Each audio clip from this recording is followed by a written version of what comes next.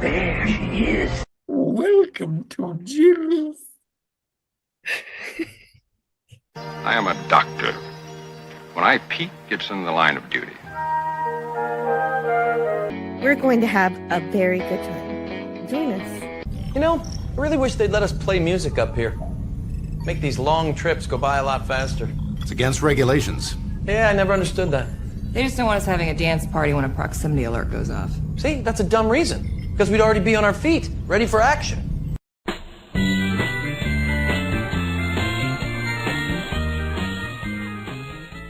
Greetings and felicitations.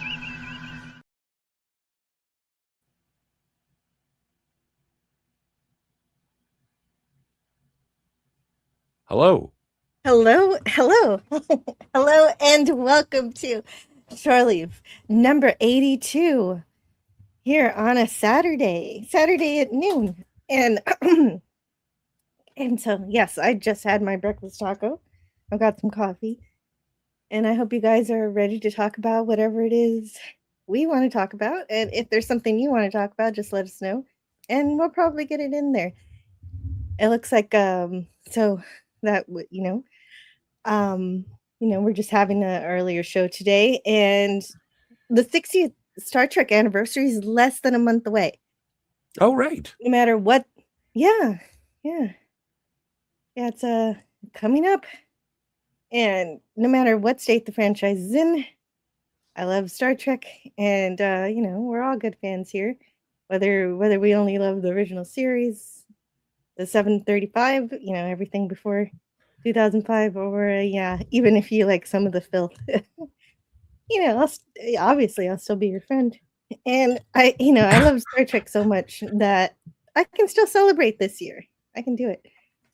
And there are some reasons to be hopeful for the future. Obviously, maybe not much of that hope came from Comic-Con, but maybe some of it did.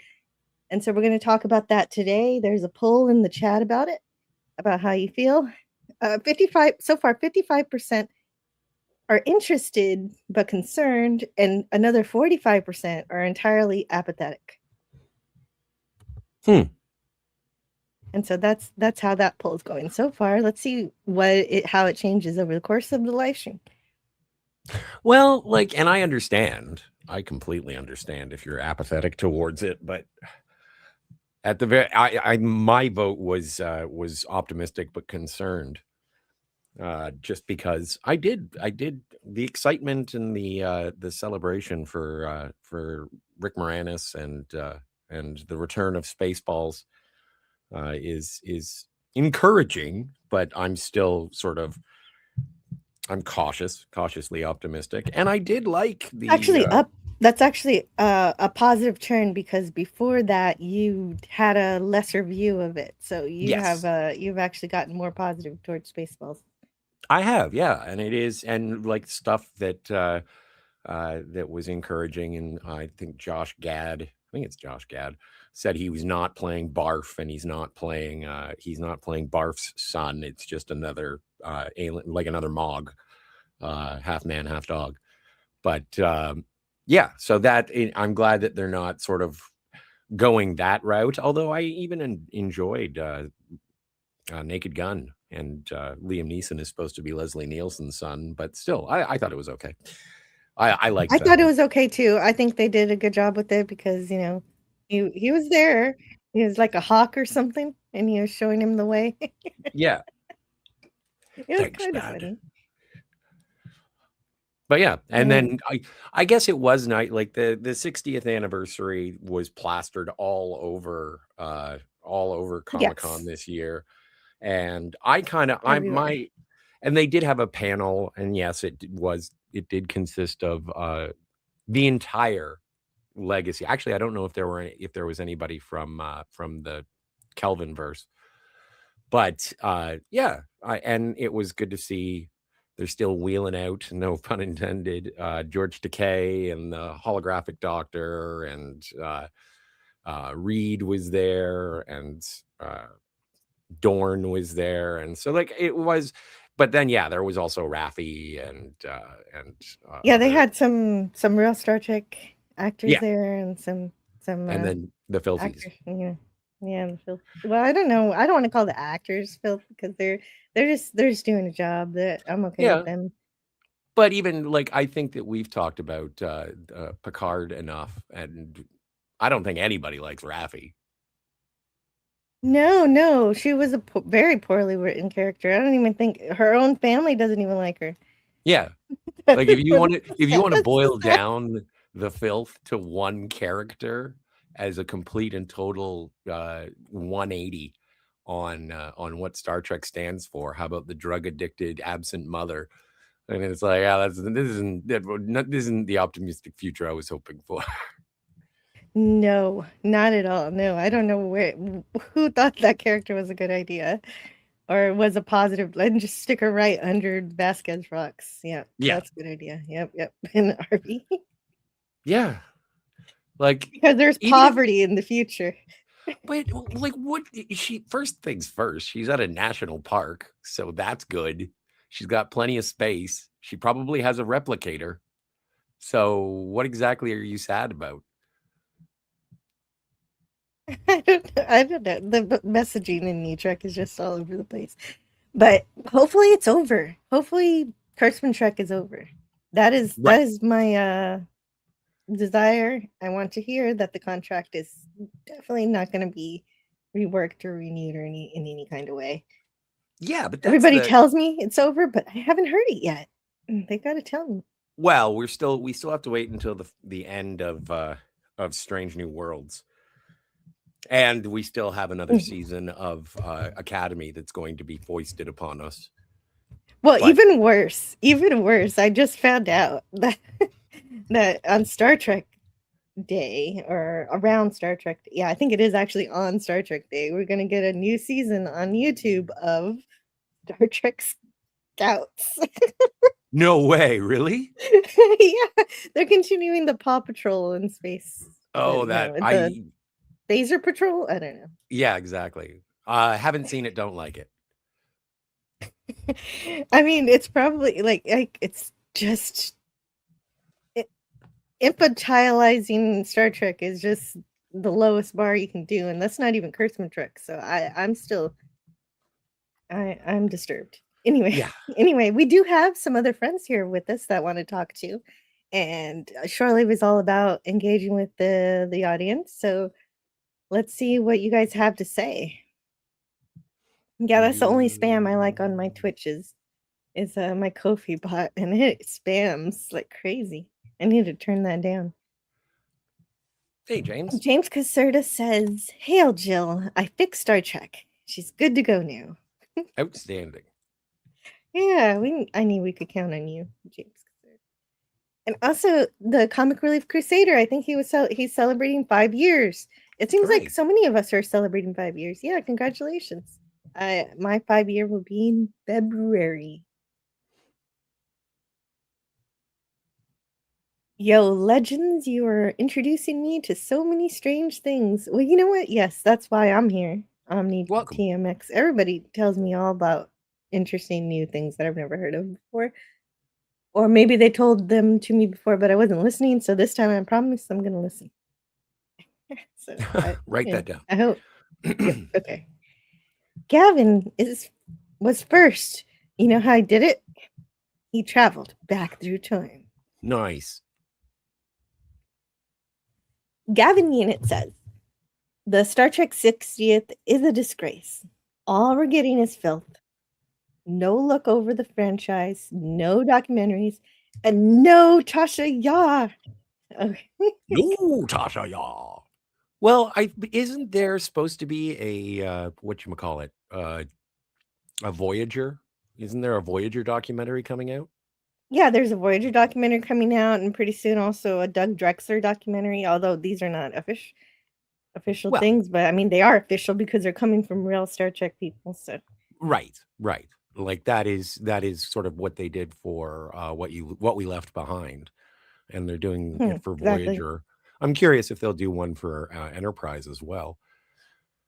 Well, that's a natural progression, right? We got to get that. I'm glad they're doing it for. Wait, the Voyager one's already out, right? I'm not sure if it's out yet. No, Is it not? Oh. I haven't seen it. You know what? I pre-ordered it, so I don't have it in my hot little hands. Yes. Therefore, it's not out yet. I forgot I bought that. No vaccine and no Lieutenant Yard!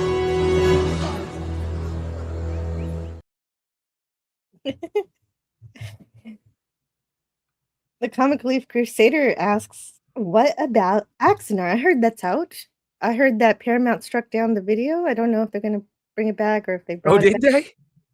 Yeah, well, yeah, you were there when I broke the news. You did break the news. Yes. No, Num broke the news. Yes. But Gavin says it's not very good, but good or not, fans should be able to make Star Trek stuff, and it's fan fiction. As long the rule is you don't make any real profit off it. Right, and I thought You're just Axanar able to was pay the production. I thought Axanar was the reason that Paramount went so cuckoo bananas over the fan productions and cut things short, Yes. like Star Trek Continues or New Unfortunately. Voyages. Actually, really good, really fantastic Star Trek. And Continues. Axanar was the one because they ended up they were making profit, and that's when Paramount said, "Okay, we're closing it all down now. You guys cannot do this anymore." And I thought it was because of Axanar that happened. Oh, I can't hear you. Oh, you can't. There you go. But yes, you're right. That's exactly what happened. And yeah, Axanar kind of caused that to happen for everybody. I don't really want to blame them. I'm blaming more Paramount for not being, not being supportive of fans. Well, okay. being friends with Robert Meyer Burnett, he has nothing very pleasant to say. And I found the whatever it was called, the new Axanar. It was talking heads for the purposes of showing off your CGI, and so I didn't find it very engaging. I think I only watched about half of it. Okay, so this was a new one. You're not talking about Prelude, right? Because no. Okay, so you watched the new one. I haven't seen it yet. Wow. Well, and if it might be on Rumble, it might be on other platforms. Well, but that's a good point. I don't know. If anybody knows, let me know. James Caserta sent me Zortex again. I expect a report on it in the morning. It's that's his book, the science fiction book. Nice. I still have not read it. I gotta read Raquel Briggs' book too. Briggs's Science Fiction Tales. I have to read it and review it. I think that one's gonna be up first. If we want to celebrate the 60th, fine, we'll do it ourselves. Well, that's what I've been doing all year, Gavin, right? With my Bridge Crew celebrations, and that's coming together. We're going to celebrate Grace Lee Whitney this month, and then around the 60th anniversary, we're going to do And the Rest. And that'll be everybody. Eddie Paskey. Everybody we can think of. Eddie Paskey, Major Barrett, and more. And more. John Winston. Bobby Clark. There we go. We got them all. Yeah. We'll catch them all. Someone else is doing a Star Trek podcast too? What?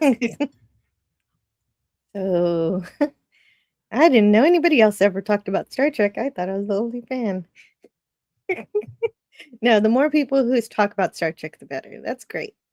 True. Hello to Gap After Dark. Hey, Gap. Hey.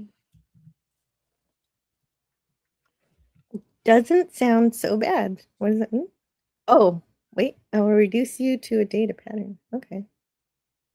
Well, I like the way that I like the way that you're celebrating the 60th, because it is like, it's nice to be able to cast a broad net, if that's a thing, and celebrate the entire franchise. But in the truest sense, we're celebrating the 60th anniversary of the original series. And so what that encapsulates, and that's why I like your approach to it. Yes. Yeah, yes, by focusing on the original series. Yes, I've always wanted to do those character streams, and it's been a lot of fun. I want to do it for other Star Trek too. Like we've been wanting that Will Wheaton stream. And we've Yeah, been talking well, about that for years. it's more of a Wesley stream than it is a Will Wheaton stream. Like that, it's funny. Like even with the actors from the filth, when I see something like on a Facebook page or on X, and it's like "Happy birthday to Anson Mount," and it's like, okay, I'll give you a thumbs up. But I saw it was Will Wheaton's birthday, and I was like, no, no, you don't even get a thumbs up from me. I will not celebrate you in any way, shape, or form. But I'm okay with Wesley. I kind of have a soft spot for Wesley. I know you do. I know. And sometimes he's not that bad. Especially when he doesn't do much in the episode. Right. Like in was he? Yeah, he was in yesterday's Enterprise. Yeah, but he was okay. Yes. I'm just looking through the chat, and hello to Keith E. Great to see you. Hey, Keith. Keith E. You'll be able to find him if you're looking for him later. He'll be at Retro Nerd Girls channel, I don't doubt. Nice. Matt G. Great Matt to G. see you. Awesome. Because I am the apathy. Oh, is that like Batman? What? I think Railway Nations. Guess what? As soon as I get more troops, you will be a recruit in my XCOM 2 playthrough. nice. I Oh, love wow. that about Thanks. XCOM. Yeah, I love that about XCOM is that you could when I played it when I was in high school, I named my squad after all my friends in high school. Oh yeah, it is nice to use your friends' names in your video games. That's pretty Yeah. fun. I got Rich Kronos died. is what? What? No, when you're playing and then you get to school the next day, Oh. and you're like, "Hey, Rich, I'm sorry, you died yesterday. Someone shot you. An alien shot you." Yes, that's funny. He almost gave me a heart attack because I was thinking, Rich.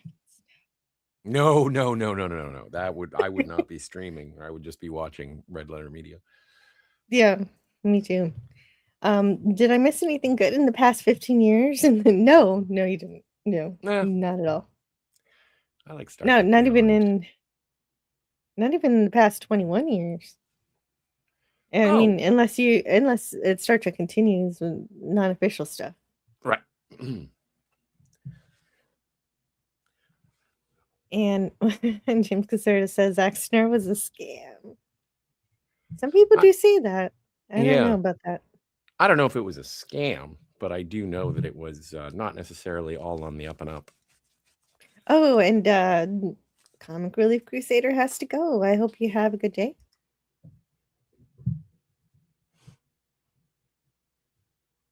And yeah, you have fun too. Paramount got mad over Axner because Alex Peter claimed in court that Paramount allowed other fan films, so his should be allowed. So Paramount were left with allowing anybody using the IP or nobody. Wow. So you couldn't, yeah. Wow. Axner simply abused the system to make profit of Star Trek. Allegedly. Did he make profit? Well, allegedly. Yeah, allegedly, yeah. Alec Peters bought a brand new shiny red sports car. Well, I mean, who's to say he didn't earn the money some other way to buy? Like, did he? Like, is there proof he used Star Trek money for that? I don't know. Like, I do know one thing I've got to do. Let's get rid of that. Right. Okay, so yeah, just a lot of has happened, I suppose. And what do you know about what happened at Comic-Con? Is there anything interesting from that you were interested in that you want to talk about? Well, as I mentioned, in terms of the Spaceballs panel, that was cool. I did like it was interesting to see a lot of the people up for the Doomsday panel. I am looking forward to seeing the final trailer or whatever Doom-centered trailer there was for that. But that, I don't know. I am looking forward to it because I can't be cynical about a Marvel movie. I still haven't seen Spider-Man, the new Spider-Man, but Yeah, I think I'm okay with Doomsday. I just have a bad feeling about it because I think it might remind me of something like Lethal Weapon 4. Like, I love the first 3 Lethal Weapon movies, and then the 4th one feels like a reunion television movie. And I don't wanna get that vibe off of an Avengers movie, but I think it feels like a reunion tour, which never really goes well. Oh, well, I guess we'll find out when it comes out. But I need to see Spider-Man, Yes, me too. and I don't think it's gonna happen this weekend. Hopefully next weekend for Yeah, me. I'm probably not gonna see it until Tuesday. Today's your day. Tuesday's usually my I day. forgot. I gotta say hello to people on the Rumble chat too. I don't know. My app is telling me has not refreshed yet to set me back. But I don't understand because it's supposed to. It's a new month, so I do not have my 75 chatters, so it should. But it says I have 90, so it's stuck on last month.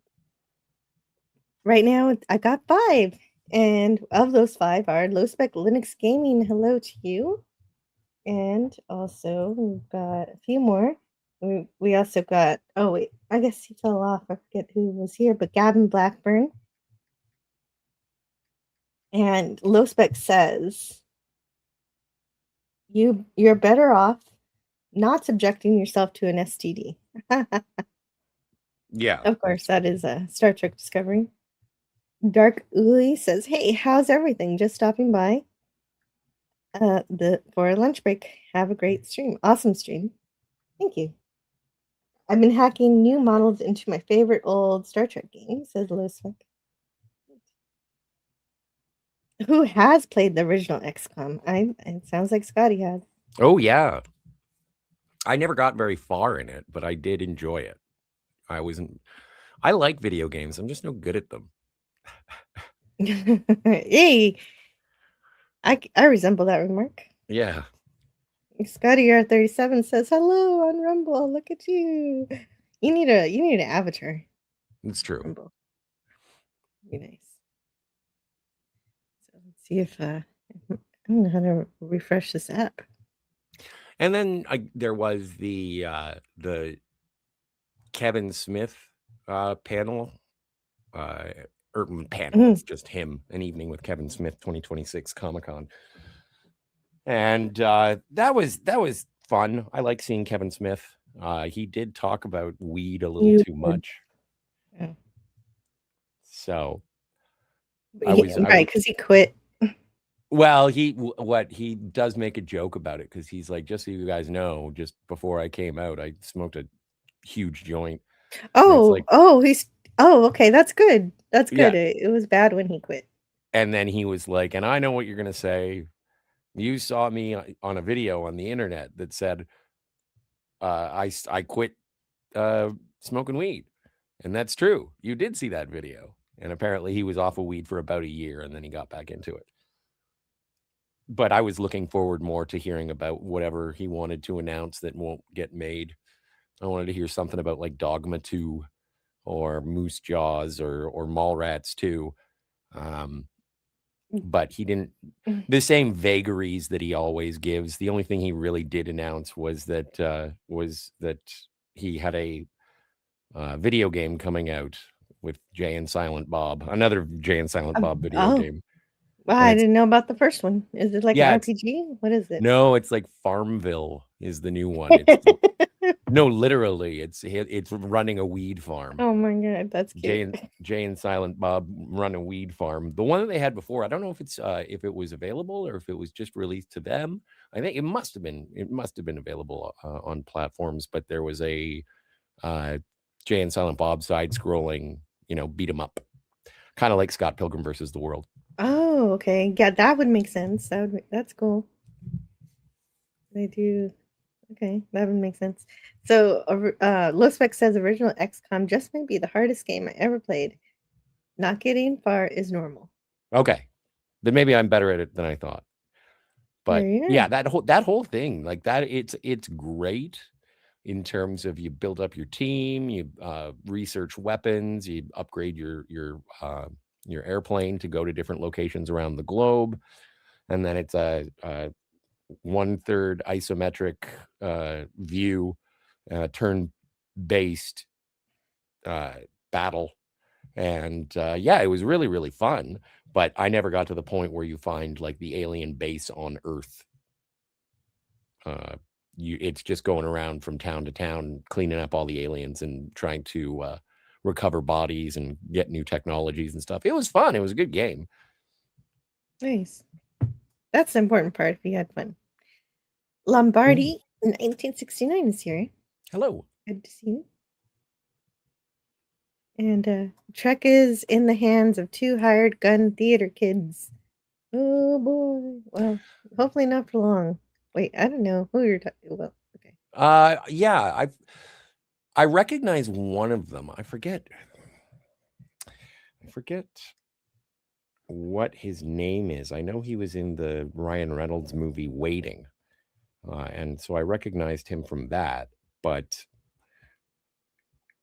I think it's 2 directors, and I'll let you know what. Yeah, John Francis Daly. And so let's see what he's directed. Num num num num num is here. Hello. In my XCOM playthrough, Keir Starmer died to a chrysalid. Oh I no. may have allowed it to happen. Oh, interesting. Oh, okay. So I don't know if he's the director or if he's definitely a writer, director. Dungeons and Dragons, the newest Dungeons and Dragons with Chris Pine. Oh Game yeah, Night. I like that. That's a cute movie. Not exactly sci-fi, but it was a really good movie. That's what I've heard. I haven't seen it, but that's what I heard. And he's a writer, but you haven't seen it? It's adorable. Dungeons and Dragons, Jill. It's not my jam. I could be, Yeah, proven wrong you say happily. that. Yeah, you say that, but you end up liking a lot of fantasy. It's just Lord of the Rings you don't like. This is true.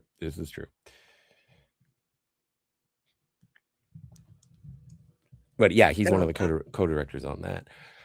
We'll see. But that's the scary proposition. Is if you make something new, if someone else makes something new, the bar is very, very low, but it's not like we haven't gone below that bar before. And yes, I'm looking at you, Scouts. Yeah, they do know how to lower the bar. They just when you think it's below sea level, they find a new level. Yes. The Trek reviewer says, "I think the future of Star Trek is bright without Kurtzman." And hello to you, the Trek reviewer. I believe so too. Yes. And if it's these guys who made Dungeons and Dragons, maybe that's okay. Maybe it's going to be something good. I don't know. And maybe they'll say, okay, we don't know Star Trek. We're going to start watching some episodes and they'll know what they're doing. They did. I think they were at Comic-Con and they did mention something. And they were somewhat excited. It's the passion. Did they have passion? Well, yeah, that's the good thing. But because of the perspective, maybe not just of Kurtzman, but also of Paramount, it's just so strange that, like, I think Roger Avery, who was a co-writer on Pulp Fiction and directed Killing Zoe, he does a podcast now with Quentin Tarantino, and he had a plan for a new Star Trek, either series or show or movie, and they were like, nope, that's too much like Star Trek. And then that's what happened with Roberto Orci, is when he was going to do Into Darkness, they were like, nope, that's too much like Star Trek. Or maybe it was Beyond. But yeah. No, I think it was Beyond. I think Beyond, they were going to, that's what disturbed me about that movie, is that, okay, this is something, but what were we supposed to get? Yeah. But I've got to thank. Hold on, just a second. I've got to thank Yeah. Scooby Pup for the 200 jewels. That is too kind of you. I found my wheel. I can play a video for you. And Nice. thank you for the jewels. It the jewel says jammin', and it looks like a little kitty cat with glasses and a hat. And it looks like one of Cat's hats. Oh, really cool. Yeah. So that's really cute. And here's the video that goes along with it for today. All I have to do is go to my list of brands and go here.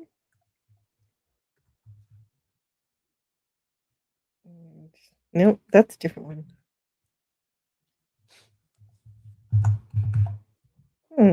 Where is that? I'm sure I have it here. It said it was here. Did I delete it? Oh, No, there's no way I could have deleted this one. Maybe it was over here instead. Yep, it's right here. Hit the brake!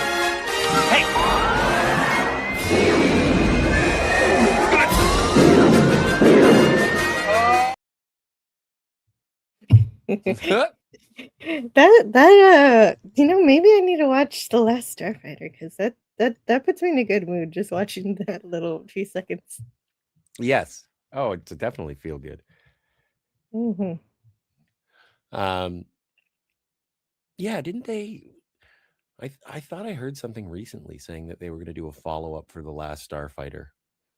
Oh no, that's not good. We don't need that. Yeah. And I forget, I think it was Ben from Cinema Gulp said something about it, and I was like, just leave it alone. Just leave it alone. Yeah, What? just Oh, fine, and just the way it's of its time too. It's so weird to try bringing it back. It doesn't make any sense. well, and I guess the brand recognition, but we're like, even look at What's Blade the Runner brand 20. recognition for The Last Exactly. Starfighter? It's But that's mostly just nerds who know what it is. exactly, and that's why when they made Blade Runner 2049 and it bombed, and everyone was like, well, the first one bombed, of course, or Tron Legacy, and it's like, it was good, but it bombed because, well, yeah, what do you expect? Tron? And so Tron bombed. So it's just interesting when they try and reintroduce these properties, and it's like, okay, well, The Last Starfighter, it's a cult classic, but you're not going to make any money. Yeah. And so, like, Exactly. and then They're not. It's so silly. It's like doing like when they did John Carter, the Bassoon Princess from yes. Mars, that Disney movie. I heard it was really good. I still haven't watched it, but nobody went to go see it. Well, and I think it's also because they just called it John Carter. And it's like, so, like, oh, okay, so is this going to be like Michael Clayton? What is this? And then you see it, and it looks like, well, and also Mars is basically Tatooine with lizard people. But yeah, but they With the didn't call it princess. John Carter of Mars. Like, why not just call it John Carter of Mars? John Carter, Mars, Princess Mars would have been better than just John Carter. Yeah, exactly. What is this? A new John Wick? Low Spec Linux Gaming says, I need to hire a person to fight screw tubes, game, music, and copyright claims. Oh, wow, yeah. I can keep you very best every day that ends in Y. Hello, Jason. Well, I hope you wish you luck with that. That's no fun to get the copyright claims. And yeah, hello, Jason Love. Jason Love's here.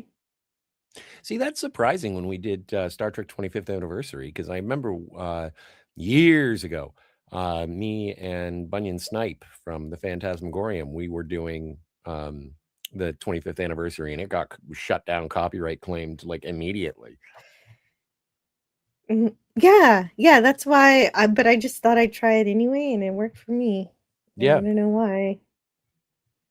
Low Spec Linux got claimed for a public domain sea shanty. So even when it's in the public domain, I guess maybe if a certain music group records it, they say this is my rendition or something. right. But and that's also like you can. I'm no expert on copyright law, but I think that there are people who do sort of license, like they buy out license for public domain materials. So just with the express purpose of wanting to copyright strike other people. So they try and monetize the public Yeah, domain, and then that's other terrible, people use and it. nobody polices that. Nobody Right. polices them, and it's not even their stuff, and Right. that's not cool. No, it's not cool. I did get claimed for like a Carl Sagan quote, but not by Carl Sagan or PBS, who doesn't claim anybody, but by some comedy routine who used Carl Sagan, and I was like, hey, no, this isn't right. So I won that one. Oh, that's good. Yeah, but that was weird. Then YouTube's algorithm doesn't always pay attention. No. Like McDonald's, they get you used to shit. Yeah, Yes. well, and it gets even worse all the time. Alexandria? Hello, Hey, Alexandria. Alexandria, and hello to Scooby Pup. And yes, and thank you for the jewels. Here's Scooby Pup's channel. Check her out. She's amazing. And she says, I got out of hospital yesterday. And lo and behold, you are the first live stream I've watched since returning. Wow. Oh, Well, I'm that's glad you were released. yeah, I'm glad you're back home. I hope everything is okay and that you feel better soon. Hmm. Yeah, and whatever happened does not occur again. Gosh, Scooby, I didn't know. The thing Star Trek fans have going for them is that the new head of Paramount is a fan of real Star Trek. Is that true? That's good news. Because a lot of people say, "Oh, I watched Star Trek when I was a kid," but they're lying. Like if they so how do we know? Do we have any verification on that? And I want to believe it. Yes. Star Trek has a insidious marketing plan. Like, yeah, I hope those days are over. Larry says one of the first CGI movies is Or one of the first CGI movies. that's what I meant to say. I think I lost something in my throat. One of the first CGI movies is Last Starfighter. Yeah, it's great. And are you gonna play XCOM, the original game, Jill? Need something good after Dreamfall. I don't know. I mean, does it have a good story? XCOM? Mhm. Not really. No, then Like it's a compelling game, but it's more of like a campaign against invading aliens, and then it is turn-based. Oh, is it so like there's- tower defense? Or something like that? No, not maybe. I don't know. It's turn-based combat, strategic, Mhm. like command and conquer kind of thing, but on Command an and Conquer, individual. okay. Yeah. You're welcome at Bar Watch anytime. Oh, thank you, Jason. Yeah, I was trying to get a link to that, but it was not possible last night. I don't know what happened. We don't know what happened. Oh no, that's not good. The mystery. Sent you in. That's disturbing. Yeesh. Hope the doctors can figure it out. When they also do a sequel, they try to make it too tricky instead of building on the feel good parts of it. Yeah. Well, and it's especially with the legacy sequels, and yeah, you hook people into it because they recognize the original, and then but because we have to sell it to the new generation, you end up recapping a lot and telling people about stuff that they already that the regular, like the more knowledgeable audience is like, okay, seriously, how much exposition and setup do we have to have? If you go and see The Last Starfighter 2 or Return of the Last Starfighter, and it's like, okay, thanks guys. If you don't know what The Last Starfighter is, then why would you see the sequel? Yeah, and you're not going to get the same like it's not going to be the same. And so why put yourself up to that you know, inevitable failure of not being able to live up to something when you can create something new. Yeah. Yeah, that's huge. Well, and you know what they'll end up doing is that it'll be uh uh Catherine Mary Stewart and Lance Guest have a kid, and the kid is going to end up having or being the last starfighter. Like, I could do this job. I could write the Sure. last starfighter. You could. Well, you were writing Hudson Hawk 2 yesterday, so I believe you can do anything. This is true.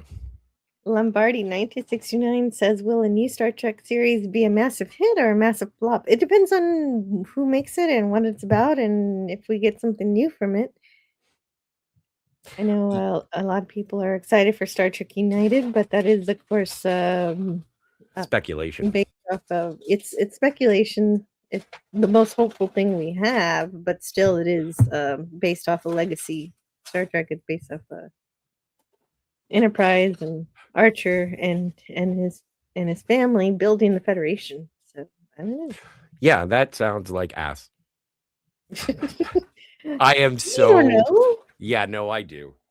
I do know because it's so frustrating because I know that there's been a resurgence in Enterprise and people, and with upon a second look in the current climate and comparison with New Trek, yeah, Enterprise is great and it should have gone on for longer. Oh But yeah, at least I 7 seasons. and I thought that would be, well, I always thought that would be the standard for Star Trek shows, but there hasn't been a 7-season Star Trek show since Voyager. And but I don't want a prequel. It makes me feel exactly the same way as when Enterprise came out. Like, I was hopeful, but I didn't want a prequel. I don't want anything happening before the 25th century now. And so, But I understand the reasoning for it is to reset the timeline in terms of this is Star Trek. We're moving on from here, and then maybe we can go to a different starship that isn't the Enterprise, but we have maybe something set during that time, and we can move forward through the timeline that way. Maybe that's what they're trying to do. It's one but possibility. now you're just describing Discovery, because that's what they did. They did a prequel. And then Oh, they that's shot it into true. the 30th century. And so Well, I don't want it to shoot into the 30s. That was so stupid. Oh, what do we Yeah. do? We can't get out of this fix. Yeah. Everybody pinky swear. You've never seen the Discovery before. But I mean, make it good this time. Oh, that's all. Okay. Larry, hello. Yeah, I would prefer something that after Deep Space Nine, after the Dominion War would be great. Would be the best. But it doesn't. I don't hear anybody talking about making that. Right. Well, and we'll see. And that's what the writers, directors for the new movie coming out said, that people will be surprised by what they do. And it's like, okay, that, Well, that's vague. Yeah. Get out of here. Give me something I can chew on. Thanks Like, I for don't- subscribing to Parrothead. Oh, Hey. lovely, lovely Parrothead. But like, I don't want a reboot of Star Trek: The Next Generation, like recasting Star Trek: The Next Generation the same way they did with the original series. Oh no, I don't want that either. That would be god awful. No way. I would vomit immediately right here on this desk. Although it would be Not interesting. Z3PO. What if you get like Tom Hardy to play the reboot Picard? I think that would work. I think he would refuse. He probably would. I think from what I understand, he just recovered from that like the last couple of years. Yeah. Like that's something hilarious, is that, yeah, Star Trek Nemesis gave somebody an addiction, a hard black tar addiction. Like, I'm glad he came through from it and is working again and everything. Yes. But yeah, no, there's no way he's touched Star Trek. Poor guy. Not Z3PO. All you need to know is you have been recruited by the Star League to defend the frontier against Dur and the Kodan Armada. That is true. Although, okay, like, but it's, I don't know. I think that it is central to The Last Starfighter, that it's an arcade cabinet. And I don't know. I haven't seen an arcade game outside of even outside of a movie theater because they don't have arcades anymore. Oh, I guess they have Dave and Buster's. So maybe I'm just talking out of my bum. Well, but in most places, you're right. If I go to the arcade at the movie theater, it's like it's either, a racing game or a claw game or one of those by rail shooter games. Yeah. To get the real video games, you do have to go to Dave and Buster's. They do have better games there, more classic style games. But they also have the ones I described previously also in greater quantity. But yeah, Dave and Buster's is cool because you could also play basketball.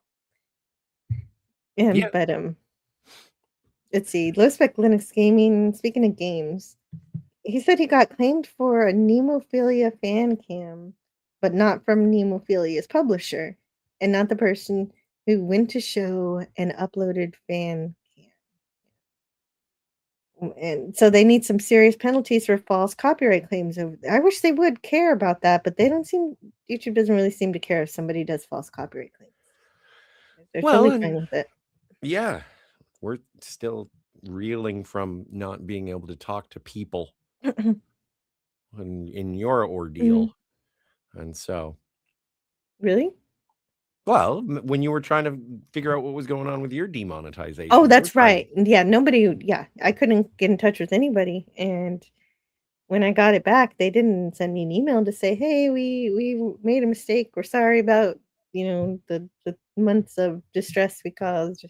Nothing like that. No, I just got it back on because I'm a computer scientist and I debugged the what they wanted from me. And because I knew I was dealing with a computer. So you can't talk to them. You have to think like a computer and deal with the algorithm. Yeah. Yeah. It just infuriates me even thinking about it. Yeah, but we made it through for now. Yes. Well, and even I know that they sort of cracked down on AI channels unless there's an AI channel. Like there's some AI stuff. What? Well, it's like, okay, we don't want inauthentic or reused content. And I see I'll be scrolling through my feed and I'll be like, oh, here's a little, documentary about Stanley Kubrick or something, or the making of So I Married an Axe Murderer. And then in the middle of it, you get a clip of Mike Myers or Jack Nicholson or something.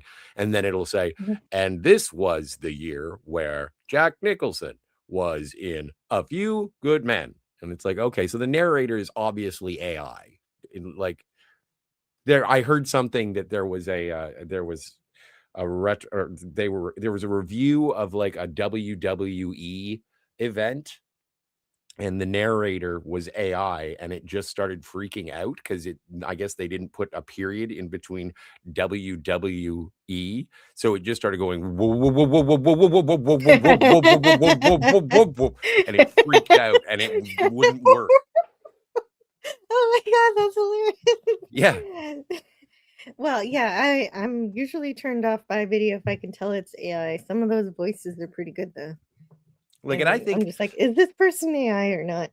But also, I've heard some of my friends being accused of being AI, and they're obviously, I know they're not. So just nobody trusts anything they're seeing or listening to anymore. Thanks AI for that. Well, and I've seen a lot of creators, like literally seen them now, because people have been saying your narration sounds like AI, and so now they've started popping up. Usually it was just voiceover, and now they pop up in between. Like I watch all those like nightmare scares and Abyssal Detective and chilling scares and all that jazz. And so when they end up popping up in between the little, we found this on a doorbell camera in the Appalachian Mountains, and then they'll pop in and put a button on each of the stories and being like, and that's why you don't go to the Appalachian Mountains alone. And so just to prove that they are people. But even that, like and even that is starting to now that they're starting to be able to do that too with AI. But the only way you can prove you're human now is when you do this. if you can do this, that means you're real because the AI will reveal your real face or whatever if you're using like an AI filter. That's true. Yeah. I've watched some catch a scammer videos. I like those videos where they catch people who try to exploit others, and yeah, that's what they do. They're like, "Hey, put your hand up to your face." No, they won't do it. They're just like. That's funny. Anyway, Motorheadski is here. How are you? Hey, Good to Motorheadski. see you. I'm warming up to United, says James Caserta. Well, that's all they're giving us. Didn't like the 90s remake. What? Wait, of what? Do you know what? Could you guess? Guess the 90s remake? Motorheadski, which 90s remake are you talking about? Mhm. We're behind in the chat, so we don't. We got lost. Yeah, we did. We got lost. But what did I see? I saw that, and I think it's coming to Netflix. And there's a new version. I don't know if it might be a movie, not a TV show, but it might be a movie, and it's a remake of the Thomas Crown Affair, but it's not Thomas Crown. Like, he might be called Thomas Crown, but it isn't about a rich guy who steals for fun, which is what the first two versions of the Thomas Crown Affair is. Both movies are quite good. But they remade it with Michael B. Jordan. He's playing Thomas Crown, but instead of being a rich guy, he's a guy who goes and steals back like artifacts or culturally important items for the Black community. And that's what it was, because the director said he didn't think that it was very topical or necessary to show a rich person stealing for sport. And it's like, so why did you call it the Thomas Crown Affair if it's not about a rich guy stealing for sport? You could have named it anything. It doesn't have to be the Thomas Crown Affair.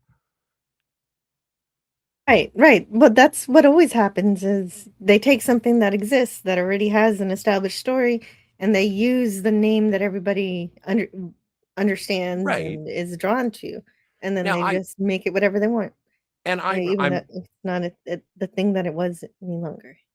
But I'm not, and I don't want to come off as like I'm trying to embarrass or anything like that. But do you know anything about the Thomas Crown Affair? Well, I haven't heard about it, but based on the context of what you're saying, I understand. No, but I mean the older movies. No, obviously not. But I can understand that it's a heist. You know, you gotta steal from these super difficult places to get into. Yeah. I can tell basically what it's about. It doesn't sound complicated. Right. But if you were to ask a general audience, it's like, so who was in the 90s Thomas Crown Affair? Who was in the 60s Thomas Crown Affair? And they'd be like, what are you talking about? Most people. You'd have to be a pretty you'd have to be your finger on the pulse of film history to get both of those. And so, yeah, Larry knows. But for your general audiences, like I doubt my mom knows my mom knows. Right. And so that's why they can just use an established name and change it to whatever they want, because most people won't know the original, and that's even worse. Yeah. Like what you compare it to something like Ocean's 11 or even Ocean's 8. You know what? I like Hudson Hawk more than Ocean's 11. Really? Yes. Wow. At least the new ones. Wow. I haven't seen the 60s. Oh no, the 60s Ocean's 11 is pretty bad. Oh, it is bad? I didn't know that. It just doesn't have a very good ending, and it's obvious that it's just the Rat Pack hanging out in Vegas getting drunk, because they would make the movie in the day and then go and perform in Vegas at night. And basically it was just it is literally watching these guys hang out. But of course, the Deep Space Nine episode, Bada Bing, is better than both of them. That's my favorite. Okay. I have a very my favorite heist. I really like the Ocean's trilogy. I still haven't seen Ocean's 8, but I don't know. It just didn't really grab me. I guess I'll have to watch it again. Maybe I'm wrong. Well, it's like, and before there was John Hamm, there was George Clooney. He was my someday I'm going to grow up to be George Clooney, and that hasn't happened. Oh, you could still grow up. I could still grow up, yes. Says Star Trek was lucky in having Star Trek the motion picture only 10.5 years after the last episode of the original series. Star Trek wasn't forgotten. Yeah, that's right. Star Trek lives. That was the thing. Yeah. Well, and that's it. That's interesting, and that's great that you point that out, Larry, because we are in a world now where even great Trek like the 735 has not been forgotten, but for people who are, say, I don't know, 25 years old, like they probably have forgotten what, like, they'll, if as much as we don't like the filth, there are still people who are fans of it, and it's almost like people who write now they write quippy and sarcastic because they grew up with like Buffy the Vampire Slayer or Angel, and it's that Whedon esque dialogue, and it was good at the time, but no one knows anything about, like, they've forgotten what dialogue was like before snide sarcastic tweens. I don't know. Firefly had really intelligent dialogue.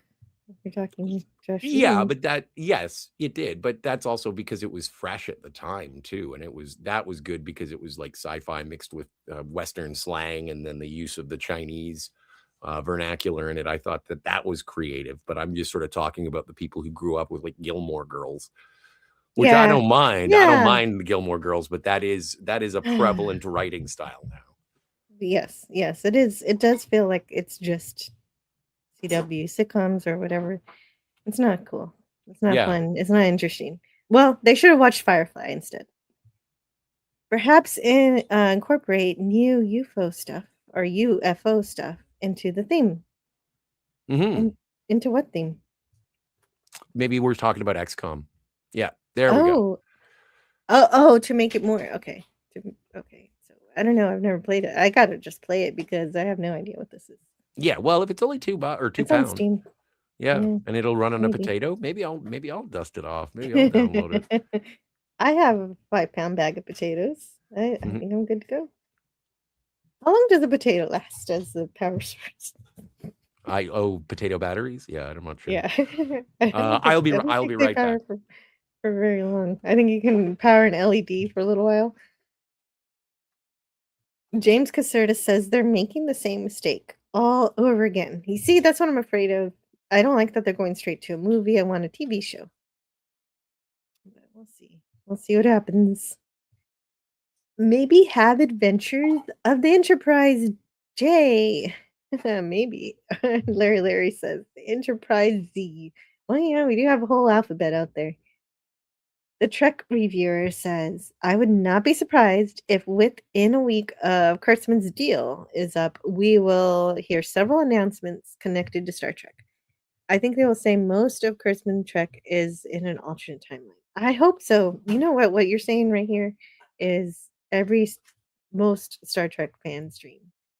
I will be very happy. And you know what? I don't even think that new Trek people who like the new Trek will be mad at that because it's very clearly every new Trek series is clearly in a different timeline. None of them jive with each other. None of them follow each other. None of them belong with each other, let alone the original timeline. So I think that would be best for everybody.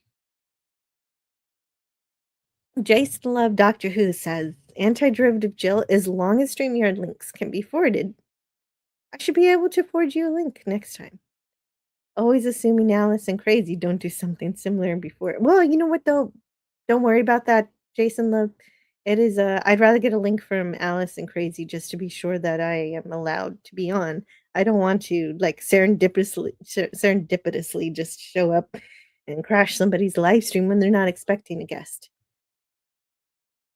You know? Tommy and the Guinea Pig Collective is here. Yay, Tommy, hello. Hope you're doing well, Tommy.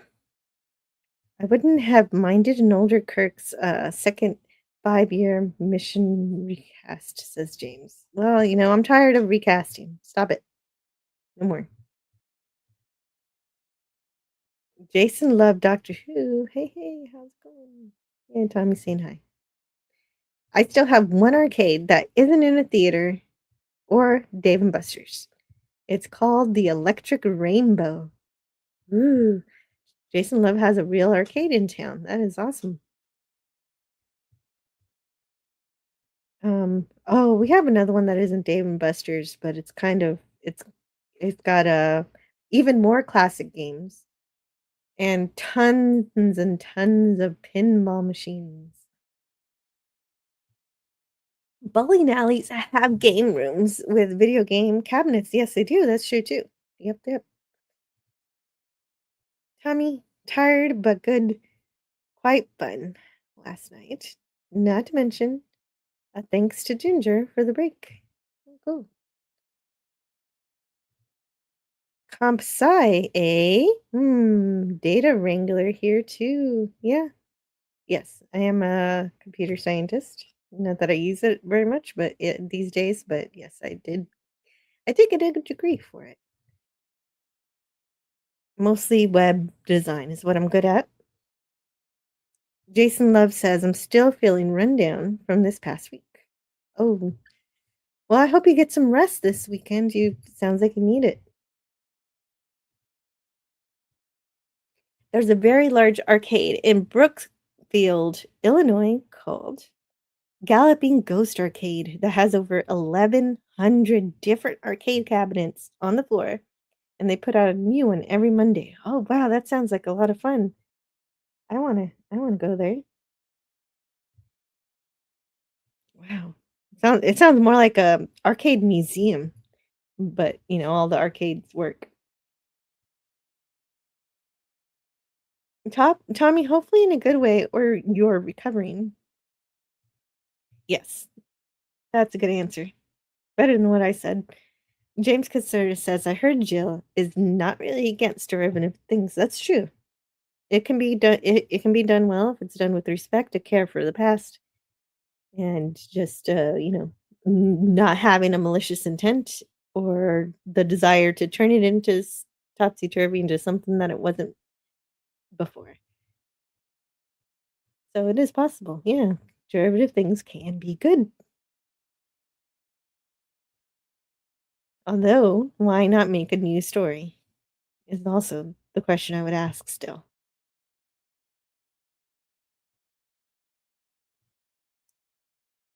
And so Gap After Dark says, I can't wait for the Nacelle Company, who's doing the new Star Trek figures, to release the Star Trek Build a Bridge place for the 6-inch figures. Oh, right. When does that start? That's like a subscription-based service, right? Like you get a part of the bridge every month or something in a bridge crew members. Wait, does it come with the it's got to come with the figurines. Does it? I don't know. Well, I guess I can look. You're gonna make me look at toys, aren't you? Gap After Dark. Let's see, where's that? Coming soon. Star Trek Build a Bridge playset. Right. I think Mark D with the C was looking at this at one point. It's also, the question is, where do you put this giant thing? I don't think I'll buy it, but oh, it looks beautiful. Wow. Oh, that is gorgeous. I don't think I can buy this, but it would be nice. Oh, the Thomas Crown Affair remake is woke, says Gap After Dark. Is that right? I did hear what Scotty described the movie as, but just that by itself didn't sound. I wasn't sure if that was woke or not. But I haven't seen it, so maybe Gap has seen it. Pierce Brosnan was in the Thomas Crown Affair. It was a romantic thriller. That sounds right. Makes sense. The Getaway is a good heist movie, says Gavin. Rat Pack was the best, says Larry, so he does like the original Ocean's 11. Maybe. That's what he's saying. Filth fans? Yeah. Well, fans of the filth. There are fans of the filth. They exist. Consume the filth. Become the filth, says Nam. Firefly was too good for Fox TV. Yeah, that's why they canceled it. Gosh. It was canceled too early. And then made into a kinda okay movie. And then that was it. Oh, I wonder if they're still gonna do that animated series. 7:35 is slang for crazy, because that's the time they serve dinner in psych wards. Really? I had no idea. What? Okay, but it's a different 7:35. You can use numbers for different meanings. 7:35 is the number of Star Trek universe episodes. Well, episodes including the movies. So I think she would say iterations. So 735 iterations of Star Trek. Original series to Enterprise, 1966 to 2005. Yes, that's the definition. I can't just say, hashtag 735 club, because it's not my club. But yes. Whatever you do, don't read this. Oh, I promise I won't read it, James Caserta. Thank you for warning me. I would have regretted everything had I done that. Made that terrible mistake. Figures are sold separately, but but that bridge does look pretty nice. I think the best original character in Kurtzman live action Trek, says the Trek reviewer, is Leon, because she seems to really know how to do her job. I don't know. I've only seen season 1 of Strange New Worlds. There's a seller on eBay and Etsy called 3D Trekker that makes a TOS bridge that lights up. And it's made for the 4-inch Playmates figures from the 90s. Wow, that's awesome. But the catch is, guess what? How much cheddar you have to buy this amazing bridge? It costs $2,000. Yeah, you can get a beat up car for that amount. That is crazy. But I bet it's worth it if it's all lit up and beautiful. But yeah, nope, probably out of my price range for a toy. I have like $100 to $200. Like, I spent $400 on a Lego set, and that's I think that's my upper limit for toys. What, the Enterprise D? No, I didn't buy the Enterprise D. I bought the castle, Harry Potter castle. Oh, that makes sense. But I took it apart recently because I want to put lights in it, and so I had to take it all apart. And I don't know if I'm ever going to rebuild it, but I have the lights, so it's going to be even better if I do rebuild it. Anyway, enough of my Lego destructing a Lego set is kind of sad, but I wanted to do it. And Well, I just never got back to it. We're still waiting on the nacelle Wave 2. Right. So I need my BEM. You need your BEM. And then Wave 3, I think, is the entire original series. Wow. Crew. Oh yeah, well, they're doing the bridge. They're doing the whole Yes. bridge, which is what Gap After Dark was talking about. Mm-hmm. He also makes the engine room and the transporter room. Gee, why not make the entire ship? I don't know who would have the room in their house. Like, look at my enormous coffee table. It takes up my entire living room. Well, and but what the way that would it be looks, because they had the prototype at Comic-Con, and it does look like you could probably get like plexiglass and put it on top of it, and it would be your coffee table. Yeah, that would be cool. Yeah, it would be great. Yeah, but I wouldn't spend $2,000 on a coffee table. So, right. But at least then it'll be functional, and it's not just like, oh, look at my starch. But you have to be able to take off the plexiglass so you can play with your I guess. So you can play with your toy every once in a while. But how many toys do you have that are still in their boxes? Oh, that's true. But I do open them, but I do keep the box, and then I just put it back in the box so it looks pretty, and I don't lose the pieces. The other Trek podcast disappeared. Ooh. Must have been for another day. It cloaked. Okay. I don't even know what podcast you're talking about. I want the Dr. McCoy with the medical bed from Nassau. Yeah, Gap has been doing. Yeah, Gap is the one who buys toys. I don't really buy toys. I buy books. I bought a Grace Lee Whitney book. I don't know. It's probably here somewhere. It probably came in the mail and I haven't opened it yet because I still have to deal with all the school supplies. I meant to do that. Anyway, school's coming up this week. Oh, that's true. I got to step away for just a minute, but I can't leave you without something to talk about. Is there anything I'm you sure wanna I talk can. about? And I can whip. it's been an something up. hour. At the hour, I wanted to do your show and tell. So when I get When you back, get I'll back. do that. Yes. Okay, I'll be back as soon as I can. Well, and I'm curious about the new Spider-Man. Obviously, I'm going to see it. I think a friend of the channel, Dutch Gradient. I think he went to go see it twice, and it was. He said it was less less special on the second viewing, but the first time he saw it, he said it was decent. And I know that it did get the highest opening, 168 million, I think, for its opening weekend. Even though we're on Saturday, I think it's projected for 168 million, which is the largest opening. I don't think for a Spider-Man movie, but I think for a movie. So it's got the money, and so by all accounts, I'm sure it'll be the best movie ever. I'm a walking contradiction. It's just like, yeah. People get upset when something makes a lot of money. People get excited when something bombs, and but the consistency of saying, "Oh, well, it made a lot of money, so it must be great," that fell apart with the Odyssey conversation because people were predisposed one way or another towards that film, and so it all just depends.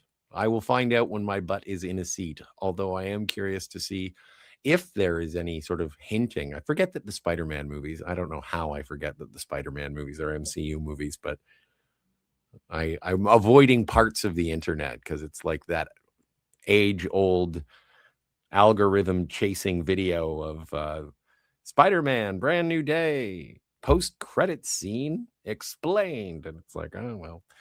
I started to watch it and then I was like, why am I doing this? I am going to see it and I am going to stay for the end credit scene. So it'll be interesting. iLord, hey, iLord is here. It's good to see you. And yes, James Caserta says Jill has to send out her Trek miniskirt to the cleaners every week. Yeah, it's been a while since we've reviewed a Trek. I know that we've been doing the monthly Bridge Crew and Crew retrospectives, but when we were talking about George Takei, we sort of got into talking about Flashback, but we realized we hadn't reviewed it yet.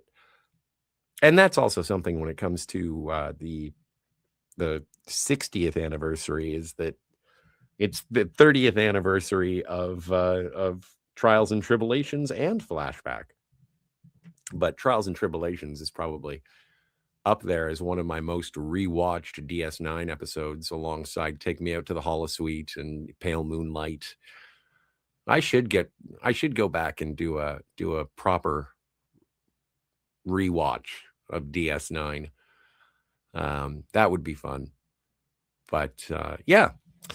That would be interesting. I'm not sure if I would jump into Deep Space Nine first or if I would jump into Voyager, but that's exciting. But I am more, when it comes to the future of Star Trek, I am more looking forward to looking to the future. Keith E says a guy in a Spider-Man suit saved the guy in a wheelchair somewhere last night. Yeah, I did hear about that. There was a gentleman. Is it somewhere or was it at Comic-Con? But yes, I did hear that there was a Spider-Man actual saving, an act of heroism. So that is nice. It's good to see that there is some good in the world, even though even though there is so much hogwash. Hey, LDG Free the Net is here. Welcome, sir. Did I hear that Axanar actually came out? Yes, the second, I don't know what it's called, but yes, that was released last week. Apparently, Paramount has taken it off of the tubes that are you. I don't know if it's available on any other platforms, but yes, Axanar was released. And I don't know, your mileage may vary. I know that some people are fans of that particular fan production. I'm not. But to each their own. The behind the scenes stuff just gets a little distracting for my taste, but it's good to see LDG. Yeah. And I am hopeful for the future. What else is? Oh, right. And we did get a final trailer for Coyote versus Acme. I was going to say Acne. That's terrible. Yeah, it is good to see me too. Good work, LDG. But yeah, we did get the final trailer. That's coming out. That's barreling towards us. Now we are actually in August. I knew I felt weird today. I was like, what is that feeling? Oh, right. It's August.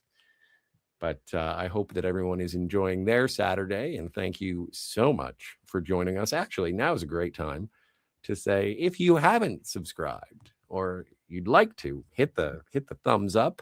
It helps with the algorithms. And if you're watching on Rumble, thank you so much. And if you're on Twitch, fancy having you here. If you would like to support the channel, you can hit the Ko-fi tip jar. And Jill does have a Patreon, but you don't necessarily have to subscribe for the dollars. It does have content on there for free. Yeah, if you do feel like supporting, it is appreciated. iLord says, don't tell me what to do. I won't. You're right. I'm sorry. That was rude of me. But yeah, and if you didn't get a chance to check it out, Jill and Retro Nerd Girl and myself finally finished up our much anticipated and delayed review of Hudson Hawk, which Jill just announced that she likes better than Ocean's 11, which is just baffling to me. I love Hudson Hawk, but I love Ocean's 11. So, and if you are here, don't forget to, yeah, exactly. Thank you, Gavin. And if you can believe it, it's in August once again. So that's great. Thank you. We are sponsored by David Lynch from Beyond the Grave. But yeah, mega liked. Thank you so much.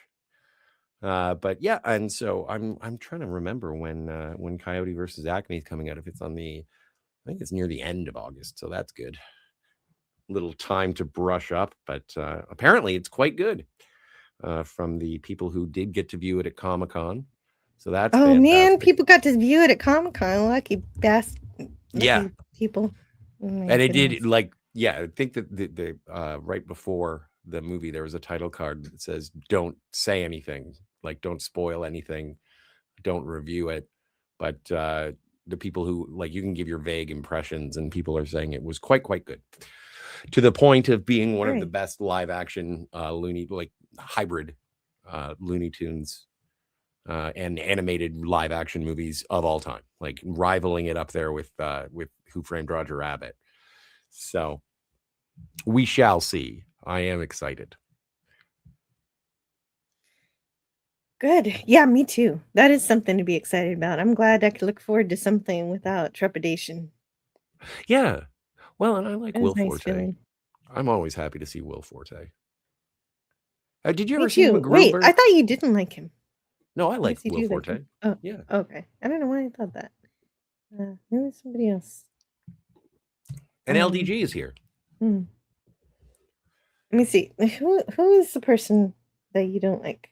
Will Arnett is the one you don't like. Will Arnett. That's right. I don't like him. It was a different Will. that's part of the reason why I haven't really watched the Lego Batman movie. Lego Batman is so cute, but LDG, hello. Yeah, it's got Michael Cera. He's a good Robin. Got Zach Galifianakis. Whoop-de-doo, Basil. It's got Conan O'Brien. No, it doesn't. Mm-hmm. Larry says it does. Yeah, Conan O'Brien is the Riddler in that. Really? Oh crap! Yeah. I had no idea. Larry says a life-size original Enterprise hotel casino was planned in Vegas, but later morphed into Star Trek: The Experience in the Hilton Hotel. I'm glad they did that. Actually, if they would have made a life-size Enterprise in Vegas, it would be open for a little while and then it would close, and then we'd have this dilapidated looking starship in the middle of Vegas. Yeah, it would be sad. It would be quite sad. Things in Vegas often turn sad. Yes. Well, I don't know. Like, that'll be interesting. Like, it'll take a little while, but I'm curious to see what'll eventually happen with the Sphere. Like, is there going to be a day when there's an announcement on like Good Morning America and it's like, it's the end of an era in Las Vegas as we take wrecking balls to the Sphere? An era. It was like 3 years. Yeah. But apparently, I hope they make it a Borg sphere before they do that. Well, they Just can one do day. that now. They can do that now for if there is a Star Trek thing. But yeah, apparently, what is it? They did that. We've talked about it before on the show, the Wizard of Oz thing at the Sphere. We did. So yeah, then I was like, what are the implications of making a Borg sphere? They're going to bastardize Star Trek First Contact. So maybe I don't want this. I don't know. Oh, but that's also what they're.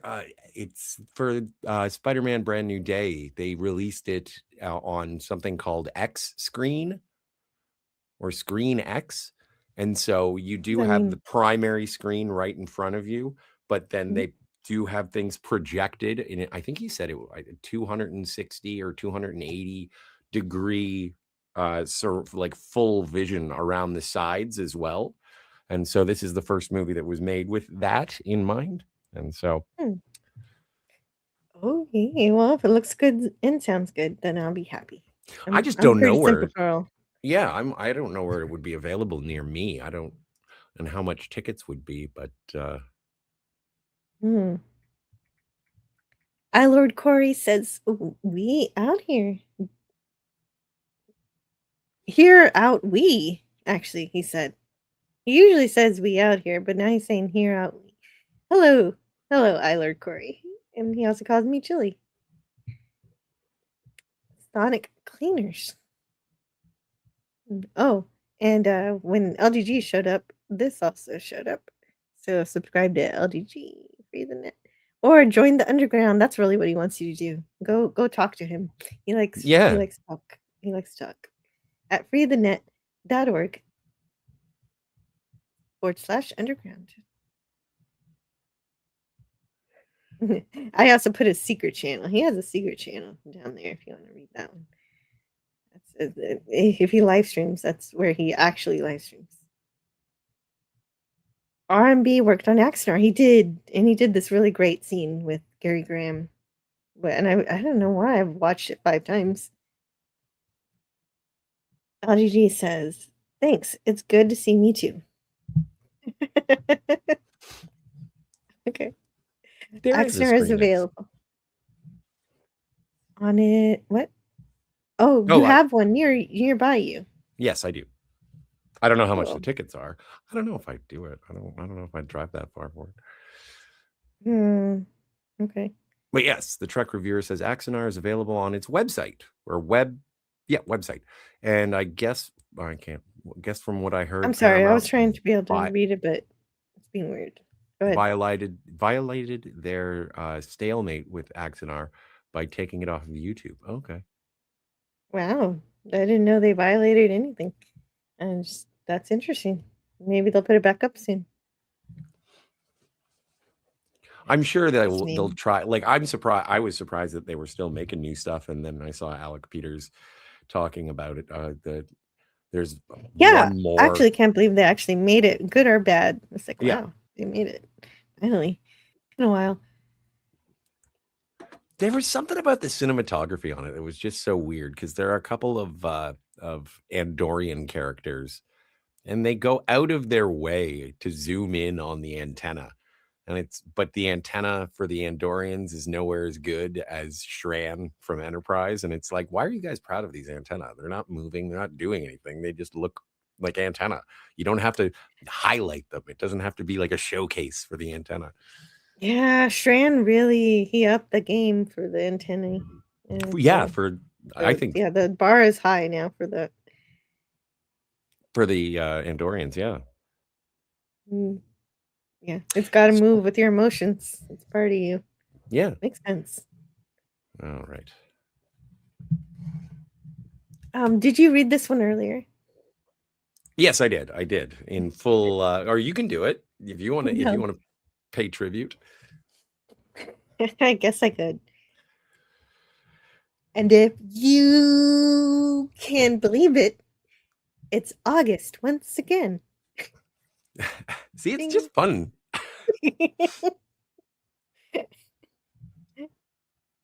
Yeah, Who Framed Coyote versus Acme? Yep. Somebody get these beggars out of here. I was doing station identification and being like, and if you feel like supporting, and so. Oh. Emotional. Oh, thank you.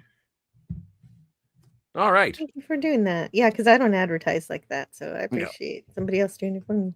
Well, and that's, it's better. It's better. I'll be the lightning rod of people saying, "Shut up, beggar." Okay. Yeah. Okay. So I have selected treasures. All right. Let's make you larger. Let's do this. Yeah, that's okay. Yeah. So some of these are secondhand thrifts, and some of these I purchased. And I am very happy because there are certain things that I am going to be seeing for the first time. We were having a conversation a little while ago. Hey, Miss Sparkles.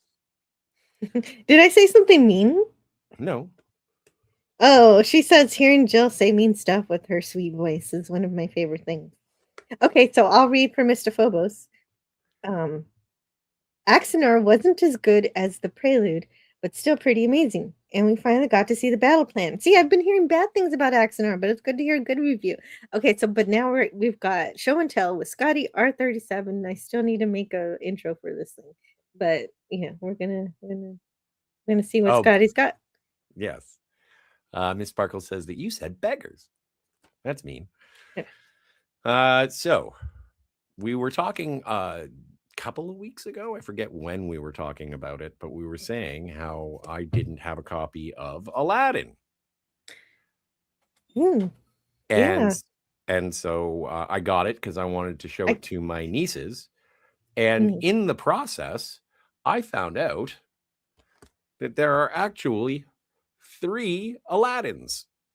Yeah, you only needed 1, but you ended up with 3. That's amazing. Well, it was $3 for the set. This was like Salvation Army thrift. That's a good deal. So it does have the original, obviously the theatrically released Aladdin, and then it has Aladdin: The Return of Jafar, which has Dan Castellaneta doing the voice of the genie, and then Aladdin and the King of Thieves, which returns Robin Williams. And so I am looking forward to a Robin Williams performance as the genie as I've never seen before. So that is exciting. I don't remember if that's any good or not, but that is exciting. Yeah. The animation will probably be direct to video sort of slop, but again, it's whatchamacallit, Robin Williams. So I'm excited about that. Right. New Robin. Yeah, new Robin. It's Phobos says, I'm happy to pop on for a few and give a mini review if you want. Just say the word.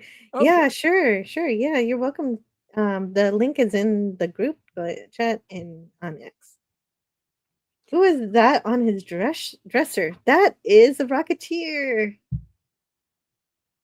one of my favorite things given to a friend of mine who lives in Vancouver, and I love it so much. Every time people ask about it, I have to show this little detail, which is amazing, is that, yeah, I think you can see it, is that right here is the gum put that covers the bullet hole.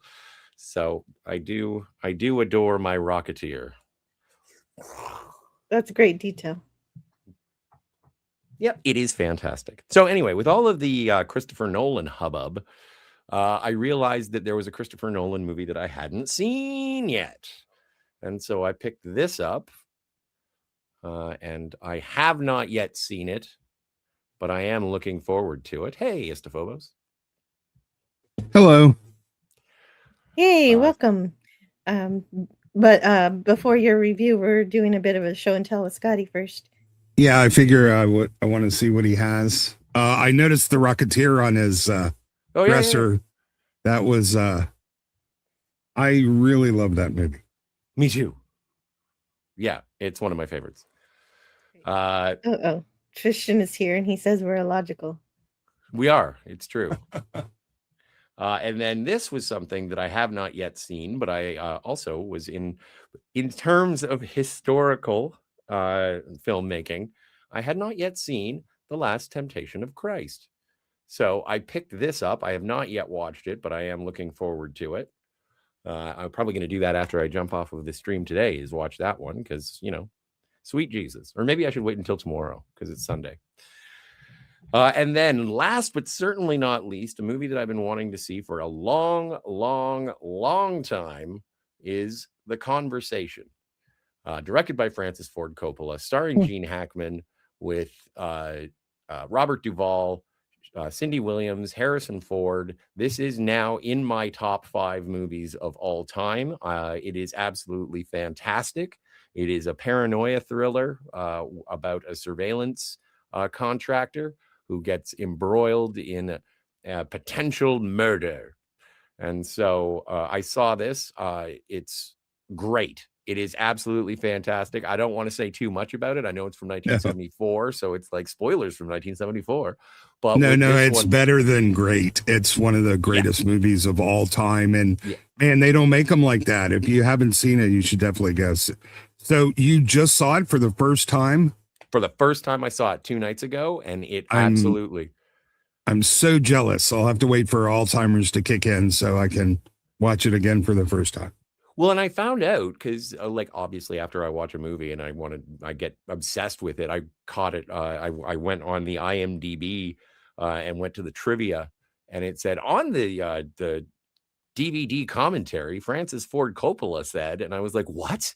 There's a Francis Ford Coppola DVD commentary? So now I'm going to have to buy another copy of The Conversation so that I can get it. This is an import. There isn't even a title screen or menu or anything on it. It's like, what language? That's all it asks. There's no trailer, no nothing, but it's Blu-ray. It looks fantastic.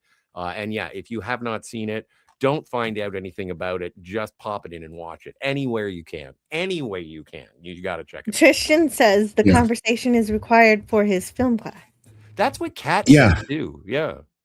Yeah, the subtext in that movie, you can watch it with the sound turned off, and it's still an amazing movie. It's a really great example of visual storytelling. And you know the party they had, at their little headquarters? Yeah. What a brilliant scene. Just incredible. Yeah, and it is something that is crafted, and you're like, oh, okay, we're getting to know. You think it's just a character moment, but then it becomes a mounting of the paranoia. And so it's almost like Who Watches the Watchers, and it's just, the cast is incredible. Everybody's doing such a good job. The cinematography is fantastic. And I found out that it was like, there are rules at the Academy Awards that if you were nominated for Best Picture or Best Director, or maybe it was just Best Director. No, it was Best Picture as well. If you have one movie nominated, you can't have 2 movies nominated. So it came out the same year as The Godfather Part 2. And so everybody, because The Godfather won all the awards, The Godfather 2 is the one that they put up for Academy Award consideration. But it's a real shame that the conversation sort of is amazing, but flew under the radar because it was sort of overshadowed by another I haven't excellent even movie. heard of this movie. Yeah. That's amazing. Yeah, I mean, it was pretty well known when it released in the 70s. I mean, it was really the talk. So is The Godfather for that matter. But there was a lot of buzz around it. And, you know, even back then, Gene Hackman was a well-regarded actor who could sell a movie on his name alone. And it's probably my favorite Gene Hackman performance because I was watching it and I'm like, that's not even Gene Hackman. Oh, Like, I he- have Sorry. something to. I have Yeah. something. It's not a movie, but Oh. it's a chocolate frog card that I got from Universal, and so I wanted to open it. It's all beat. It got beat up in the suitcase. So you're gonna open your But chocolate? it's okay. It's okay because I also got a tin that has all the founders of it. It has all the founders from Hogwarts. Also, I had another frog card where I got Dumbledore. Nice. I don't know if you can. Maybe I should turn on the light. Yeah, I should turn on the light. Well, then it's Oh. just gonna it's gonna reflect. There we go. Yeah. Is it gonna Those reflect? You can We'll see. kind of see it. Yeah. Oh, that's No, not that's bad. No, it's better. not reflecting. Yeah. Yeah, that's better. That's better. And then Yeah. also you can read the Gilderoy names. Lockhart. Yeah, Oh, nice.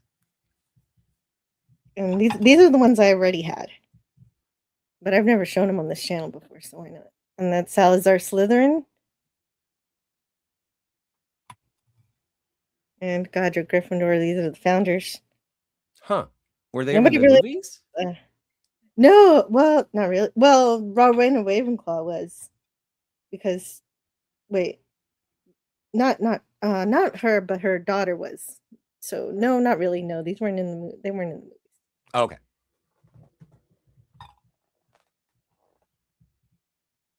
Her daughter's a ghost. That's the only reason why we see her. Oh, okay. I forgot. Okay, so then we're gonna open this one that I can just recycle cardboard. I didn't get something to open it with. But I yeah, was ill-prepared for this. Gavin Unit says The Godfather insists on itself. I, That's a Peter Wow. Griffin line. yeah, That's Okay, here we go. I got it. you got it. Wow, you Now might I be want good chocolate. cat with that kind of thing. Yeah, Oh, I don't now know I'm if the hungry. chocolate's any good in this. Yeah. Oops, sorry. Oh, it opens like that. Okay. Yeah, it does come with the chocolate frog. Yep, I got to eat that later. But yeah, that's and it doesn't hop. I That's heard good. it has one good jump in it, but it's not jumping. Let's see who we got. We got some dude I've never seen before in my life. And this chocolate frog card, I want a refund. Devlin Whiteborn. I have no idea who the F this is. Devlin Whiteborn created the Nimbus Racing Broom Company. He helped design the Nimbus brooms, which revolutionized the game of Quidditch. A master flyer, he is a Quidditch fan who enjoys watching and playing the game whenever he can. All right. Well, there you have it. That's my chocolate frog. And Delightful. let's make us normal now, and we can hear what Mr. Phobos thinks of Oxener. I have not heard a good review, so this is different. really, I mean, the most negative thing I can say about it is that it's only half of what we'll be getting. The story will be concluded at some point. They say at the end of this year they're going to release the second half. I think they're limited with the amount of time that they can show because of their agreement with CBS. I've been waiting for this for a long time. I'm not as I don't know as much of the behind the scenes stuff as a lot of people. You know, there were people that originally worked on it, like RMB, and there's a lot of stories about some unpleasantness behind the scenes. I don't really speak to any of that. I wasn't there. I don't know. But I do know when I first saw Prelude to Axanar, it was the best Star Trek I've seen since Enterprise and has continued to be the best. It doesn't look like a fan film. It looks like a professionally made little story. And it's done in a sort of documentary style about the 4 Years' War. And when I first saw it, I thought it was an official thing, but it was so good that CBS Paramount felt threatened and they shut down the production. And that's when they came up with all of these sort of Byzantine rules about fan films. They didn't want to shut them down completely, but I think the idea was they didn't want anybody to compete with them. And if they had any brains, they would have hired these guys to make the official Star Trek stuff. Seriously. Yes, that's right. Instead of saying, oh, you can only have 15-minute video webisodes and whatever other weird rules they had. Yeah, so they were going for a full-length movie, and then they had to cut it up into like 3 20-minute parts, I think. And I was a little bit, like I said, I've heard they've had money problems, they've had lawsuit problems, they've had some very disgruntled people formerly involved in the production. So they had a couple recasts, and I don't think those went really well. I love Patricia Tallman. She was on Babylon 5. She is a really good actress and very committed. But she replaced Kate Vernon as Captain Sonia.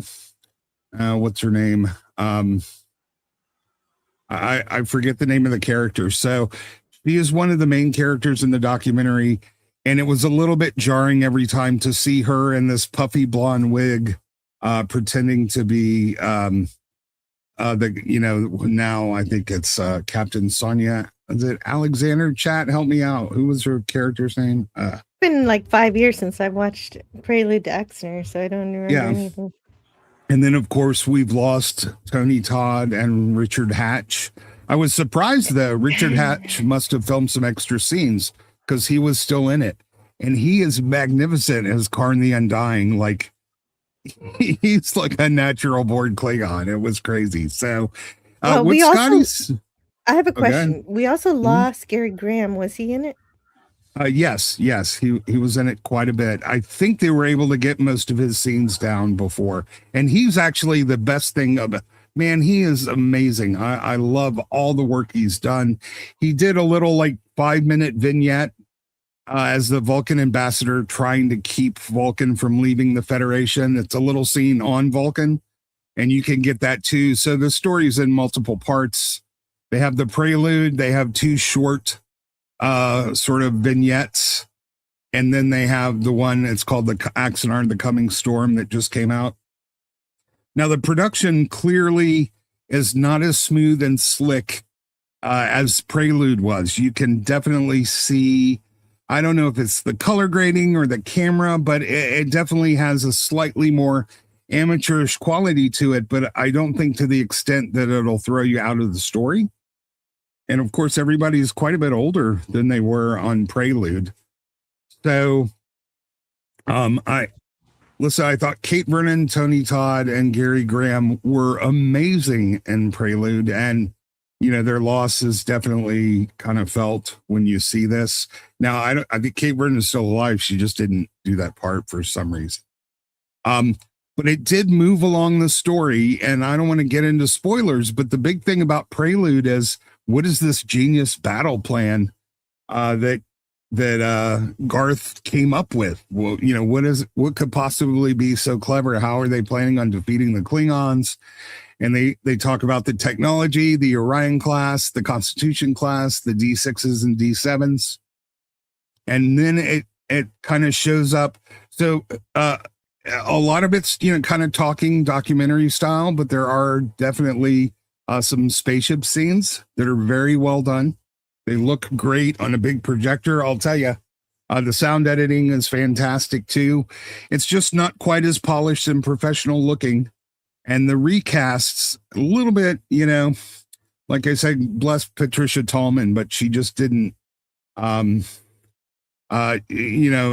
brain kept wanting Kate Vernon to come back. But so you did get a hint of what they were planning to do. There's a lot of sort of spycraft and deception involved. They cover, some of the intelligence apparatuses of the Federation and the Klingons. You don't think about that much, right? Because a Klingon spy would be really obvious in the Federation if they were an actual Klingon. But you got to figure they both had, operatives that were feeding them information and misinformation. So basically, this one ends right at the Battle of Axanar, where you see the shipyards of the new Constitution class, see the Enterprise being built, and there's it looks like 1,000 Klingon ships all arriving at the same moment. And the Klingons, they took everything they had, new ships, old ships, tugboats, personal craft. So the variety of stuff that you got to see, it does look absolutely astounding. And when you think about Is it a bit of a tease that they don't actually show the battle? Well, they show it starting, but as I said, they're limited in the amount of and the runtime of these. And it's not like you're going to have to wait another 12 years.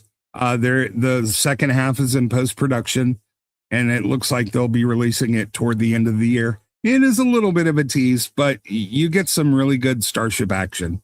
And then you have the other vignette. I forget the name, but if you go on the Axanar site, you can see they have a story about a starship battle. I think I wasn't really prepared, so I didn't have notes. It's basically a one-on-one starship fight that's kind of exciting and very well done again. Oh, no, nobody's supposed to prepare for shore leave. You did perfect. Okay. But it's not too bad if the second part's going to be released this year. Yeah. So that other short is when Garth is going out on the new Orion class and he gets ambushed by 2 Klingons, and you get to see the brilliance of his tactical thinking. He destroys both of them. He is outmanned and outgunned, and he wins the battle in a way that's very clever and satisfying. And you really get the idea that, oh, no wonder they teach this guy's battle strategy at the academy. He actually is a brilliant tactician. Before he goes crazy. I could tell you what he did, but I think that would spoil it. Wow. Yeah, it'd be great to see him. Was he in Prelude? I don't remember anything about that thing. This is Lord Garth. That's crazy. Yeah, his first name was never in canon, but they gave him a name Kelvar, so they call him Captain Kelvar Garth. And that's really rad. You don't normally think, right? You just hear execute evasion pattern Omega, and you see the Enterprise slide lazily to the left, and you're like, okay, well, they did something there. No, this is like real starship dogfighting, and it was very satisfying to see how they used all of the capacity of their ship offensively, not just phasers, not just photon torpedoes. And you're thinking, how's he going to get out of this? These are D6s against the Orion, they were the D6s. So kind of each ship is equal, and he's outnumbered 2-1, and they come in firing. And like I said, I don't want to say what he does, because go watch this. I'm trying to look up the name while I'm talking. But you get the idea. Definitely you really leave buy some of the movie for me to watch. Yeah, sure. But thank you. You really buy into the idea that this guy is not your run-of-the-mill starship captain. He is quick on his feet. He is clever, and he's a little bit, he's a little bit devious, which is nice to see. How is it with the character development? Okay, he's devious, but how is it with character development in terms of, does he have a relationship with his crew? What's happening? Yeah, that's the beautiful thing. You actually get to see how much all of the Starfleet officers really care about their crew. One of the big things that they portray as the differences that the Klingons fight for glory, but in honor. But the Federation, they fight for their friends. They fight for survival. They fight for an ideal that's bigger than themselves. And you get to see people making sacrifices. Obviously in the short runtime, you're going to have a little bit, you're going to be limited in what you can show. But I think with given their constraints, they did an absolute amazing job. And you kind of get to see a little bit of the tension between, and Yeah, I don't know why they focused on the Andorian antenna. Like they did that like 3 times, and it was a little gross and it looked a little weird. I don't know. Maybe the guy who built those was really proud and they wanted to. I don't know, but you do get to see some of the cultural differences between Federation member species and kind of how they work and work around them. In the end, though, like they. You get the idea that they are really fighting for an ideal that's bigger than themselves, where the Klingons, they're okay just blowing up, and they use a lot of their ships as sort of cannon fodder, which is really quite horrifying. That's something the Federation wouldn't do. They would sacrifice like entire wings of starships to get destroyed just as an as a shield or a distraction. So given the amount of time on this, it's really quite amazing what they did. So, I mean, you can pick it apart, but I don't review fan films the same way I review a multi-million-dollar Hollywood movie, right? Like they don't have the excuses, but so I'm going to be a little more. It sounds like they've got a lot of the personality of the different, the Klingons and everybody. And so, based on the way you're describing it, it does sound fun. Yeah, this is actually a really good introduction to the Star Trek universe. If you were showing somebody something new, this could be like the first thing you show them, actually. So, I get. Scotty, did you finish the whole movie? Or no, I bailed out. You couldn't. I bailed out about halfway through. And I think it was pretty much when it was like when they did say that the Klingons fight for glory and honor and we fight for each other. And I was like, okay, it was for me, it was just kind of like watching an episode of 60 Minutes with so it was talking head, and then battle scene in between it. And so I didn't, and also I do just because I've heard the stories about the behind the scenes stuff and how it was kind of a shady production in the first place. So I'm kind of biased against it. So if it speaks to you and it's good, and hey man, it's Star Trek. I'm always happy when there's new Star Trek. It just wasn't good for me. Yeah, I mean the entire thing, like I said, it's presented in that documentary style. But what I like about the Talking Heads is that they have a lot of character and emotion that come through. Captain Sonya, like I said, again, she was a little hard to watch. My brain just sort of flat out rejected her, and that's a shame because I think she did an okay job. But in order to make her look like Kate Vernon, the makeup and the hair was just a little too heavy. It looked kind of a little bit ridiculous. It's definitely not sort of a straight narrative arc. It is sort of, documentary style talking battle. But man, it is pure 100% Star Trek. It honors the lore. You can tell they absolutely love what they're doing. And Scotty quit like before it really got going good. So I'd encourage everyone to check it out. Theater Star Trek or something. yeah, a little bit. It's a little confusing, what to watch and where to watch it on there, because if you just go to the Axonar YouTube channel, all of the videos are mixed up with behind the scenes stuff. So it can be a little tricky. But they do, it starts with part 3, which is the prelude to Axonar. So they did that to sort of make it seem like, this is an actual real documentary made in the 23rd century. So, but part 3 is actually the first part. And then they have part 4, which is the one that came in, and then part 5 that'll come out with a couple vignettes with Gary Graham. But the makeup, the costuming, like in a lot of ways, it looks better than anything we've gotten from Paramount. So that I don't doubt. That is undeniable. Even before I even see it, I believe it. But Scotty, did you like Prelude, which is done in the same style? Did you like Prelude to Axonar? Well, yeah, I thought I was okay with Prelude to Axonar, but because it was called Prelude, I thought that the 60 Minutes Talking Heads was like, okay, we're going to set up what's going to be happening. And then by the time we get sort of further into the narrative, I thought it would go into a more traditional storytelling where you'd actually see things like almost like a Star Trek Continues or something, like one of those fan films. But when I started watching whatever the new one is called, I was like, oh, we're just doing this the entire time. Oh, okay. And yeah, yeah. I think the original intent was to do that, but because of the disagreements with CBS, I think they had to change the way they were presenting it. Like that scene that they filmed on Vulcan, and that because I had seen that, I was anticipating something along those lines in terms of actually getting into a narrative. And unfortunately, hey, not just unfortunately for me, it was like, oh, okay, if this is the style that we're maintaining, more power to you. But it didn't connect with me. Yeah, I just put a link in the chat. It's an Axanar video about how to watch the Axanar saga. So if you want to get, I know, kind of funny.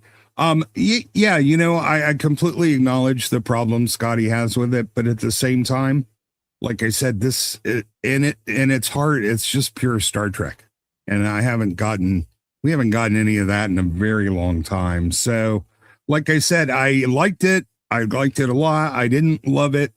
I see where it fell short from the previous one.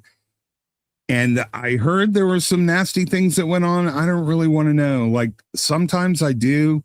In this case, I don't. But I do think we were all robbed by what happened to the original production and what could have been. But isn't that always the case? So robbed of Rob.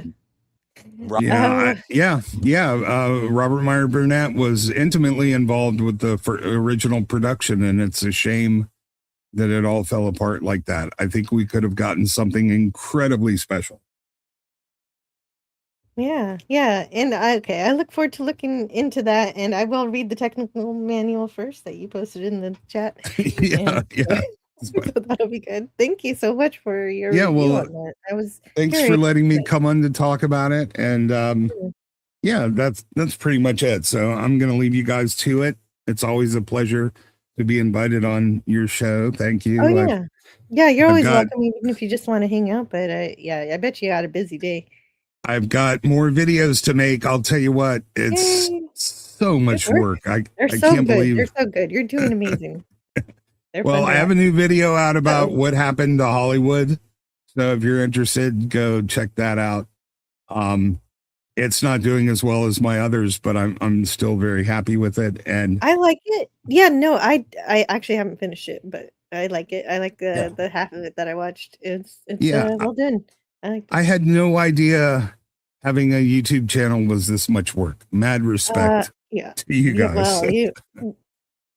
Yeah, but you're doing the tougher part, which is the actual shorter edited content. I need to do more of that, but I don't want to. And I'm doing my streams and doing my Lord of the Rings as my short videos, but I haven't edited those in a while. I got distracted. So you got the focus. Good. Yeah. Wait, put your link in the chat for me since you can.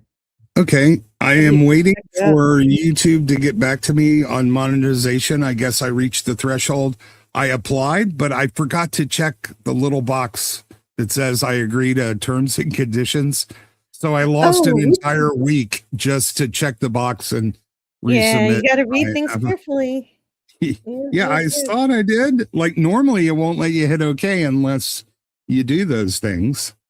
But in this case they did. So, and it's not like we'll get right back to you. It's like, okay, we're going to take another entire, week or two with our paperwork to get back to you. So, let's see. I'm grabbing my channel link. I will put that in the chat. I think you can just click on my avatar and it will take you to the channel. Yes, too. that's true. But just make it easy. Yeah. It's a little easier just to click on. No, but the thing is that clicking on the avatar only works if you're a mod. So. Oh. I mean, you can get there that way, but I mean, you can just go by your at will take you to your channel, but it's just easier to have a link still. Yeah. And I like it. I'll post a link to that latest video too, if you don't mind. Please do, please do. And Nim Nim Nim says, Ista's gonna be famous. You already are. You're getting some great views. No, I just want to be a part of the awesome community that you guys have already. I don't want to be famous. That's no. Maybe they'll monetize you and you'll be outside of YouTube terms and conditions. What? Yeah. What does that mean? So that second link goes to the video. Hopefully not. Yeah. Okay, so perfect. Let's see. Let me grab this. Yeah, I enjoy my privacy too much to ever want to be like any real kind of famous. That's honestly a sacrifice I wouldn't want to make. And we've had a few Hollywood stars that sort of pulled back on that too and decided that family and having a real life was more important. I always respect when somebody makes that choice. Oh, for sure, definitely. That is something. They decide. I'm done with this acting thing for now. Yep.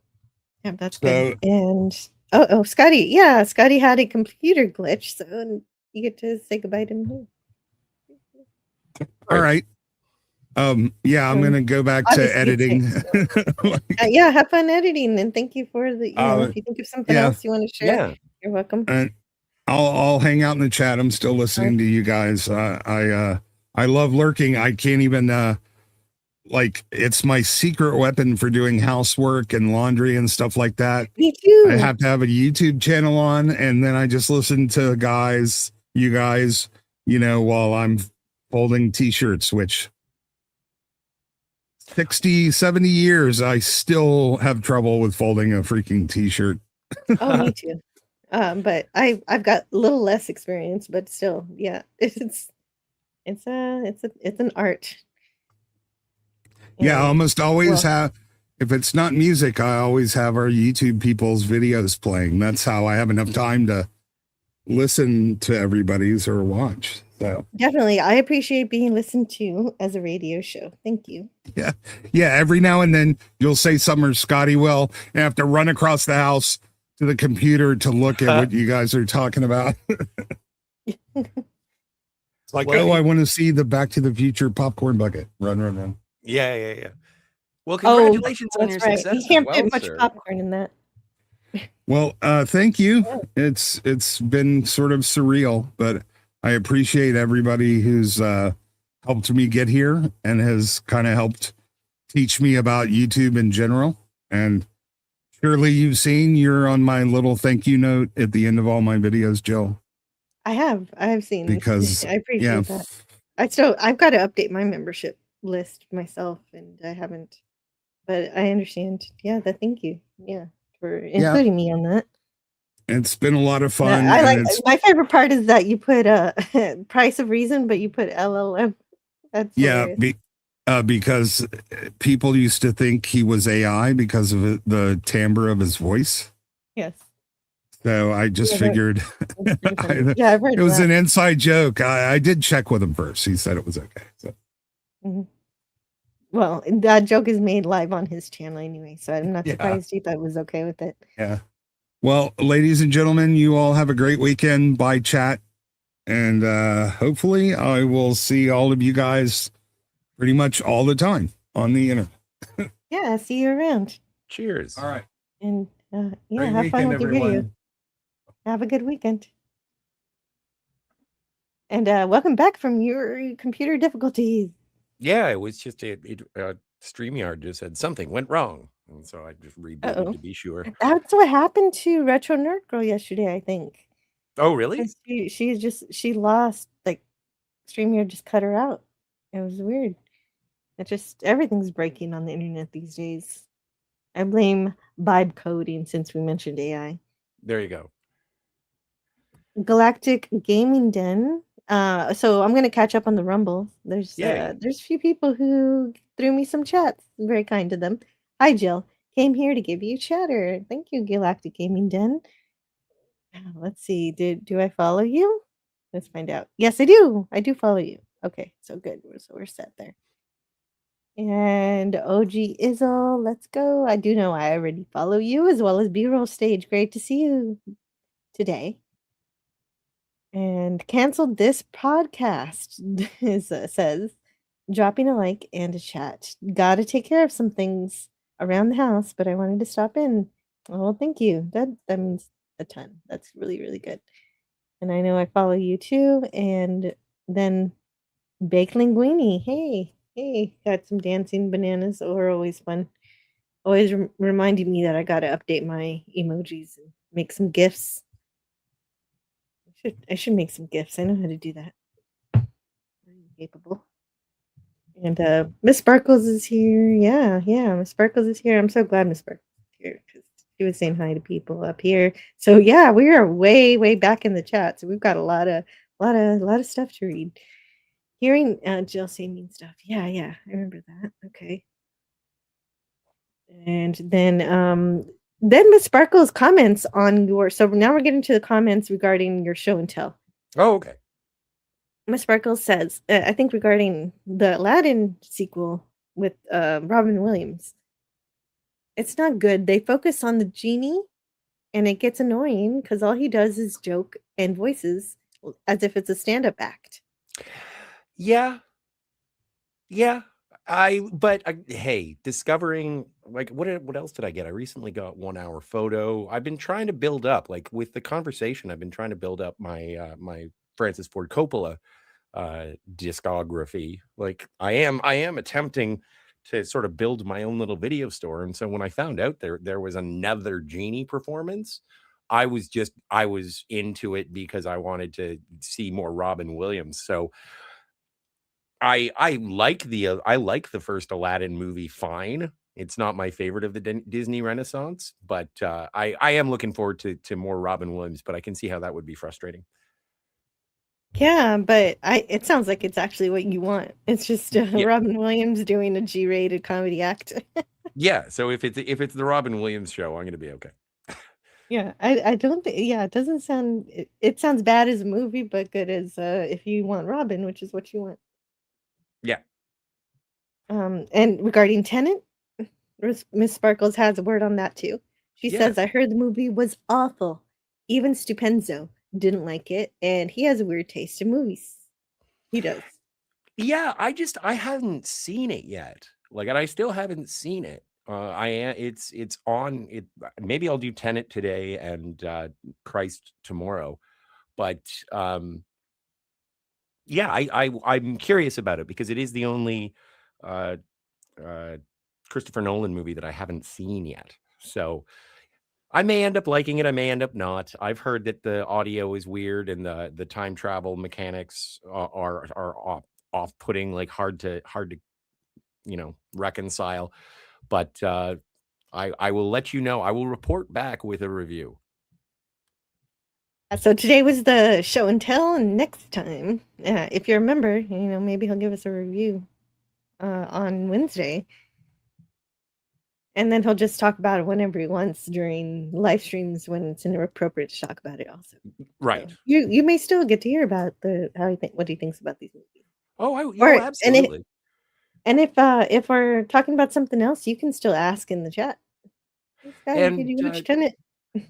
Yeah, and Kat and Ernesto over on the Phantasmagorium, they do. Well, usually they review Batman stories on one Thursday, and then the alternating Thursday they have a show called From the Pile, and it's movies that have been recommended or movies that have been acquired and just sadly haven't made it into the disc tray yet, and so I may end up talking about it over on the Phantasmagorium as well. Mm-hmm. Gavin agrees with you. You have to watch the Christ movie on Sunday. Okay, that's good. And if you show up on the Phantasmagorium, I will share that out and let everybody know you're there. Thank you. Yeah. Gavin Unit likes The Rocketeer because Jennifer Connelly is. Oh yeah. Classic. I need to see the conversation. So this is when we talked about that. It's just the more I hear about it, the more I need it. Well, and I wonder what the last adaptation of Mel Gibson. Yeah, I'm curious about that too. I am interested. I'm surprised it's being put into 2 parts. I don't know if it's being. I think it's released early next year, just in time for Easter. But yeah, I am curious about it, or both of them. So we'll have a Mel Gibson Jesus trilogy. And Keithy is heading out. I'll see you later, Keithy. Have fun. And tell Retro Nerd Girl I said hello. Yes. And I can actually, Keithy will actually do that for me. Rarish film, Peter Fonda's Idaho Transfer. I haven't seen that. I'll write it down. Or I don't know. I have serious issues with ending making sense.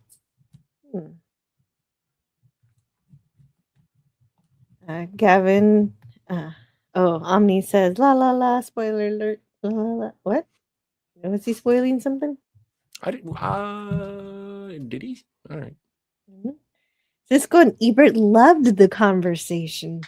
You know what? And before I watched it, I was like, oh, okay.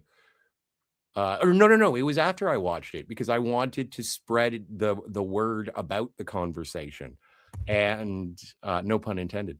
But I was looking. You wanted a conversation. I wanted to spread the conversation. I wanted to start a conversation about the conversation, and it was kind of infuriating because it would be like scene analysis, and then it basically spoils the entire movie. And then I went and I was like, well, what about the Siskel and Ebert review? And Gene, just at the very beginning of the review, he spoils it. And I was like, and Gene Siskel did spoil The Crying Game as well. And I think that Roger Ebert tore a strip off of him because of it. But I was just like, come on, man, that you're taking all the good stuff, dude. So I didn't even watch the review, but I don't doubt that they enjoyed it. Oh, so if you want to watch the conversation, just watch it. Don't watch any ancillary materials before you watch it. Which is like hello in the chat to Daniel's Hot Topics. Hey, Daniel's Hot Topics. But yeah, it's so strange because we're living in an era where the trailers give away everything. And reviews are basically plot breakdowns unless you go to some of the more reliable. Oh my God! I heard a scream. Hold on. Yep, sure. The more reliable film critics, but yeah, I found it. I found a movie from 1974. All I knew was Gene Hackman was in it, and yeah. I was absolutely surprised. I was taken aback by it. And again, I think it's Gene Hackman's best performance. I love it. And as I said, it's in my top 5 movies of all times now. So, I don't want to slow up the chat. So I will continue everything's on. okay. Everything's fine. Good. That's everything's good. Fine. Yay. There we go. Tristan tells us that Hackman's Lex Luthor was basically the way celebrities do insurance commercials and such now. I never thought about it that way. I really like his Lex Luthor. Yeah, but I like his Lex Luthor. Honestly, my favorite Lex Luthor would probably be Clancy Brown from the animated. But live action, blasphemy. But I like Kevin Spacey's. Even though he is playing Gene Hackman's, but still. Oh, he does good impression? I don't think I've seen it. It's not really an impression, but he is because that's supposed to be the official Superman 3. And nothing else. Superman 1, Superman 2, and then Superman Returns is how the intended viewing is supposed to go. But yeah, I like Kevin Spacey's interpretation of it, although he is still just real estate driven, as opposed to being the more menacing Lex Luthor that I enjoy from the comics and the animated series.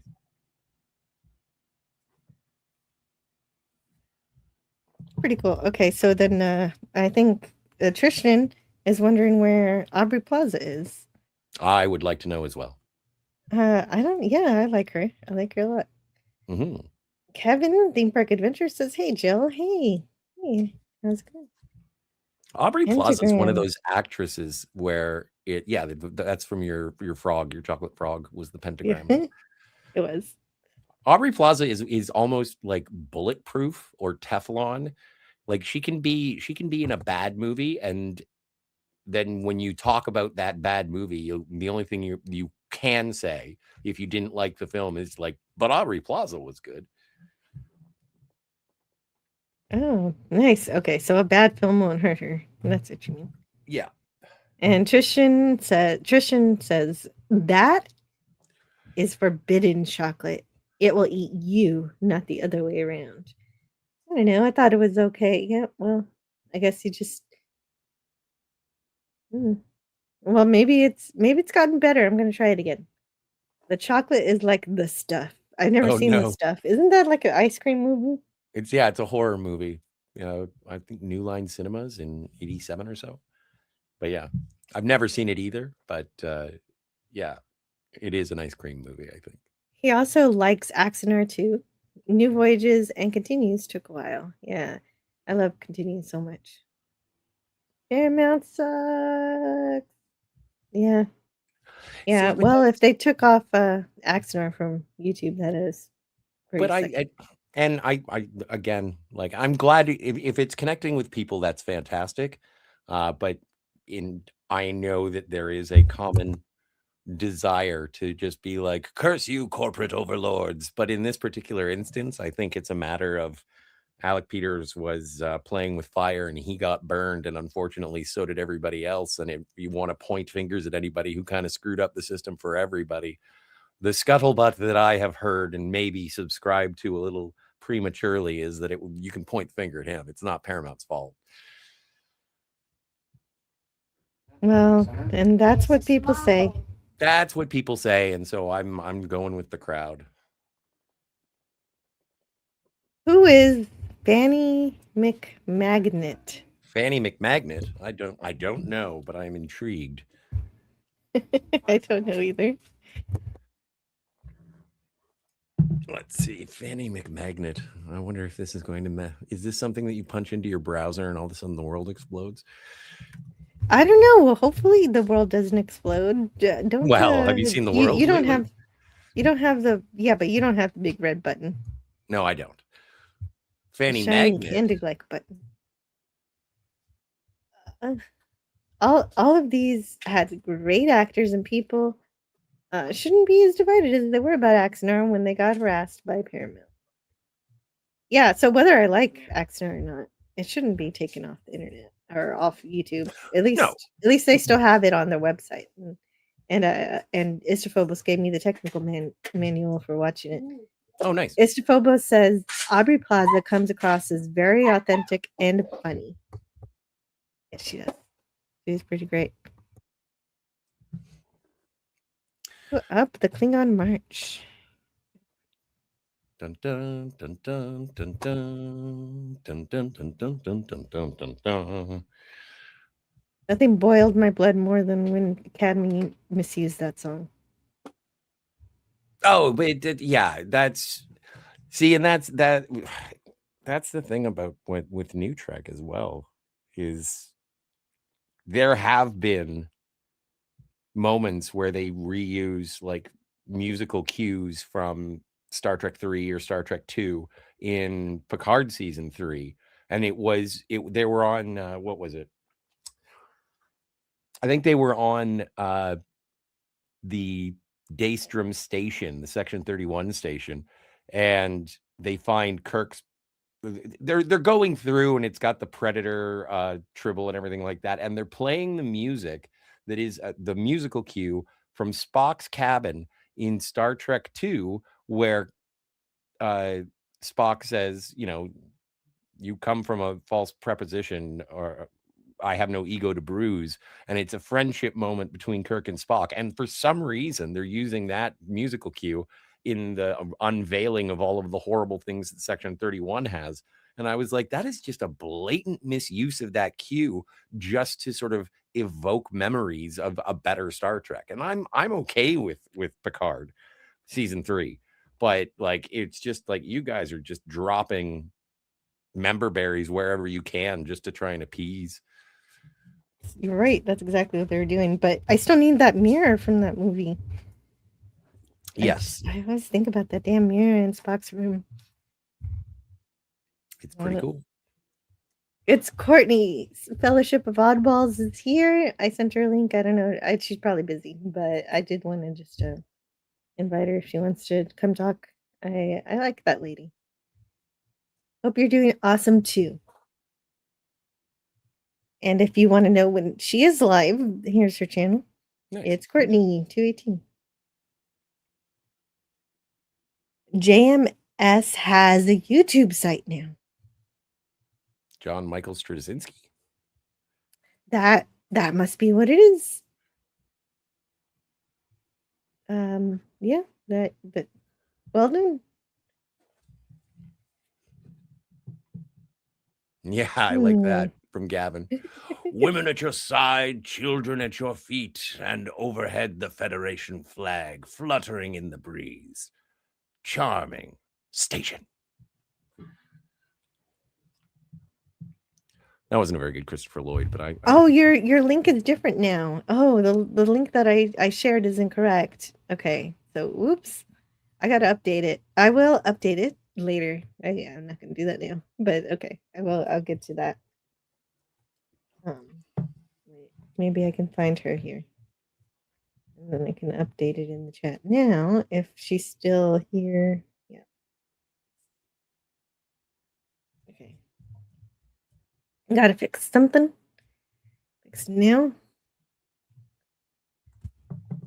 Oh, for sure. Are you going to do it now? Yeah. I'm doing it now. All right. I can't wait. I said I was going to do it later, but can't do it. Can't. Let's fix. And I'll fix it with my bot later. So there you have it. I have my own oddball fellowship of cats, says Trish. Oh no. Not a huge deal, but it's circulating in the chat, so I figured I'd say something. Yeah. No, it's a big deal. I'm fixing it. Yeah, no, that's important. Corrections must be made. Saint Farragut is very disappointing. Star Trek Farragut. Star Trek. And obviously I've never seen Star Trek Farragut. I did not recognize what that meant. I got bored with it too. Probably referring to Axner. Yeah, I think so. Yep. The Padawannabe says, "Hello, all. Today is a good day to read." Hey, Padawannabe. Oh, yeah. Which, let's see. Conquest Texas is here, and he's giving me a whole bunch of little emojis here, all the dancing ones. Hooray! And just so if Courtney's still here, Low Spec Linux Gaming is saying hello to you.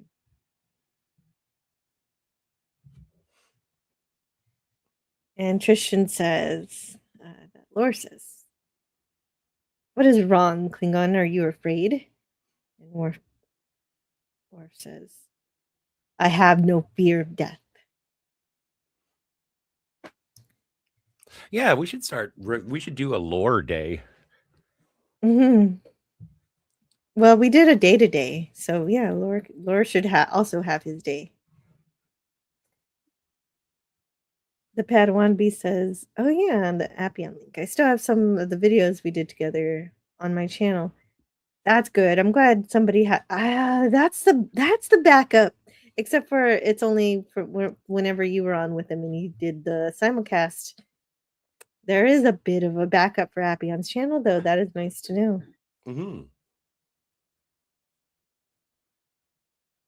I'm too biased against it also, says Gavin, because of the behind-the-scenes shadiness. I couldn't finish the episode either. It didn't grab me.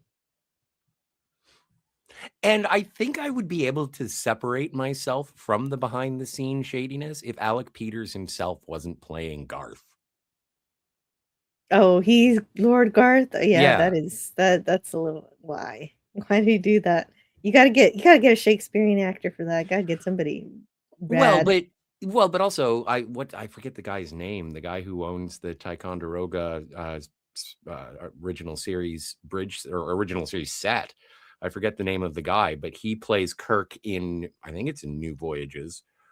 But in his day-to-day job, he's an Elvis interpreter. He's an Elvis performer. And so when he's playing Captain Kirk, he's got the cadence down. Like, I find him to have a little bit more authority in his voice than Mignogna, but he looks like Elvis.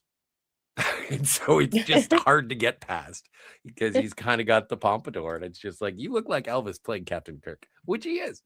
So that sounds kind of funny. Padawannabe says I need to start doing stuff for the channel. Yeah. Well, let me know when you do. I'll check it out. That was awesome. Charlie X versus Gary Mitchell with the favorite actors in the real Gateway Planet. Oh. Star Trek continues died because of accident. Yeah, that's what I've heard too. Yeah. Well, how many episodes did they do? Did they do 10? I think it was 11. Okay, because I thought that they were supposed to do 13 or 15. But yeah, they did have to wrap it up because of Axanar. Yeah, but they still managed to tie it together. That's Yes. how good they were, that they still made the best of what they had. Yeah, that was, and honestly, I enjoy, I don't like it as much as you do, Jill. I do like Star Trek Continues a lot, but one of my favorite things is that transition between Kirk being in the classic gold uniform, and then at the end of the finale, and he's in the motion picture Admiral uniform, and it's like, oh, that's nice.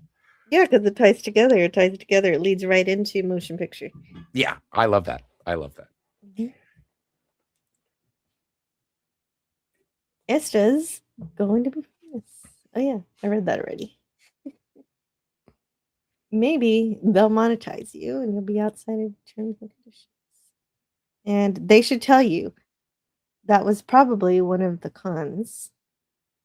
One of the cons. That is something that I like Christina Chong as an actor, but I still cannot get over the fact that there is a con who serves on the Enterprise. Like, who thought that was a good idea?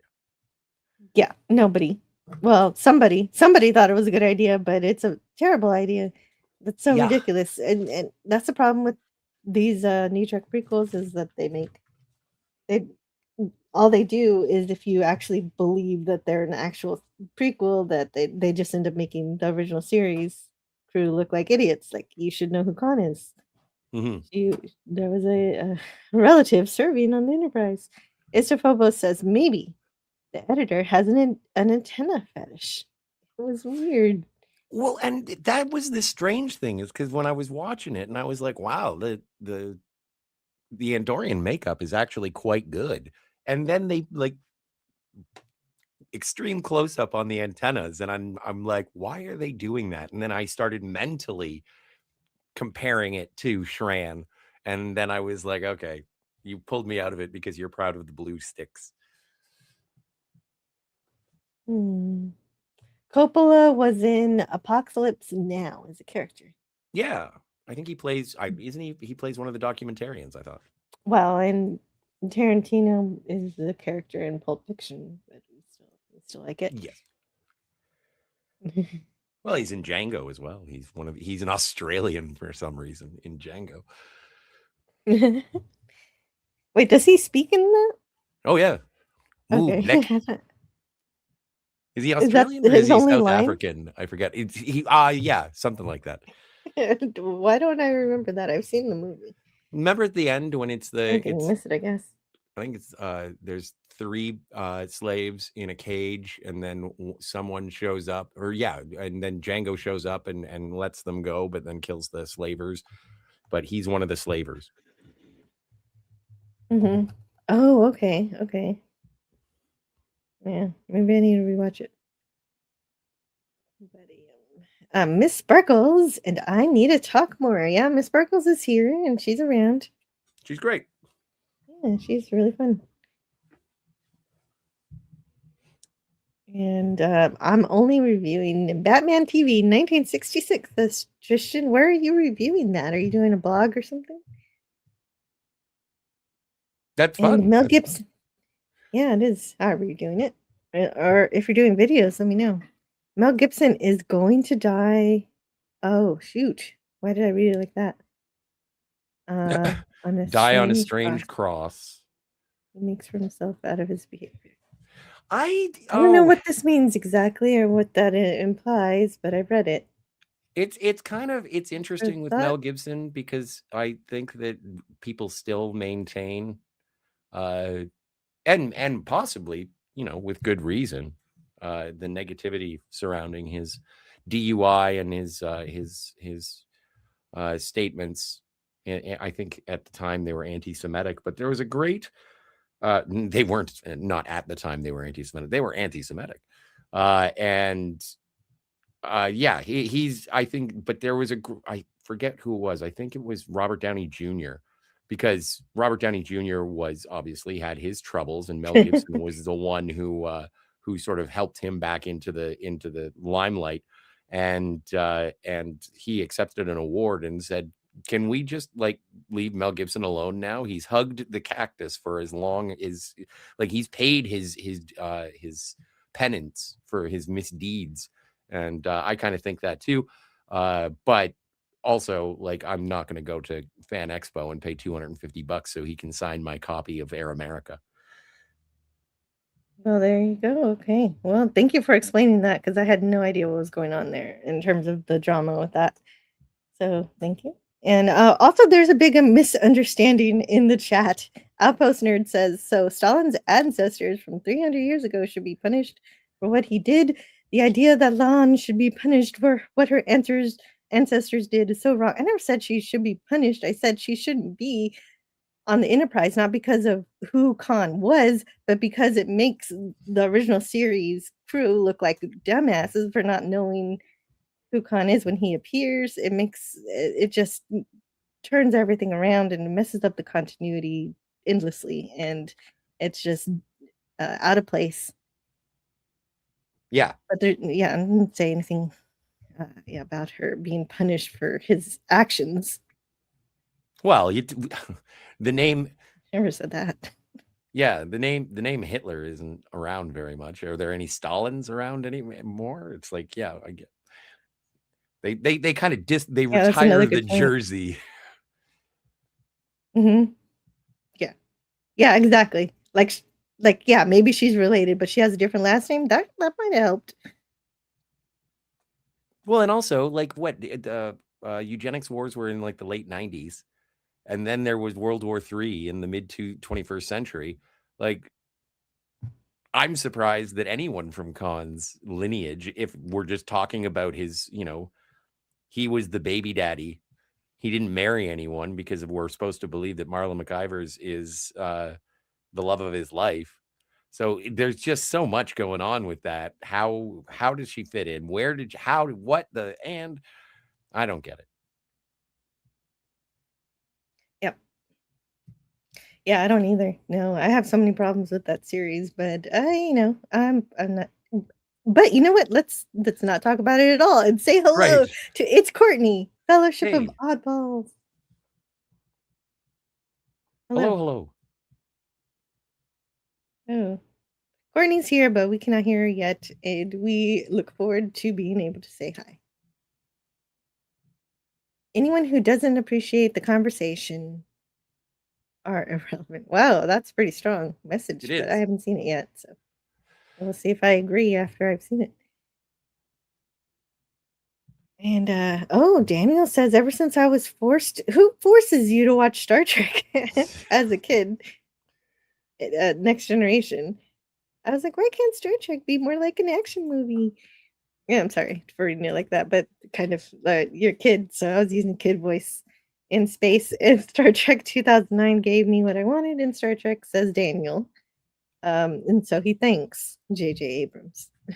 Okay, well, but also there's another little thing called Star Wars that gives you all of that. You didn't need to watch Star Trek then, Daniel.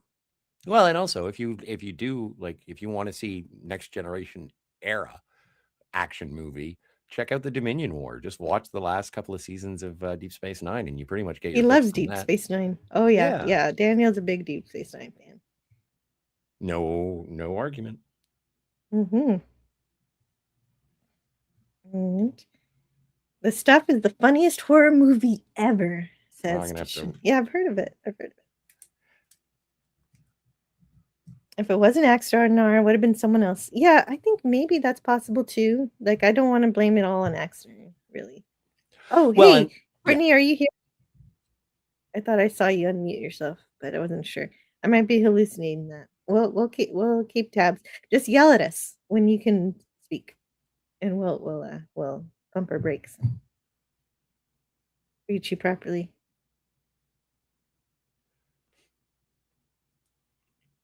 Mr. Phobos says, I love the Hmm. way the Star Trek New Voyages used the Franz Josef technical manual designs. They are well done and very satisfying.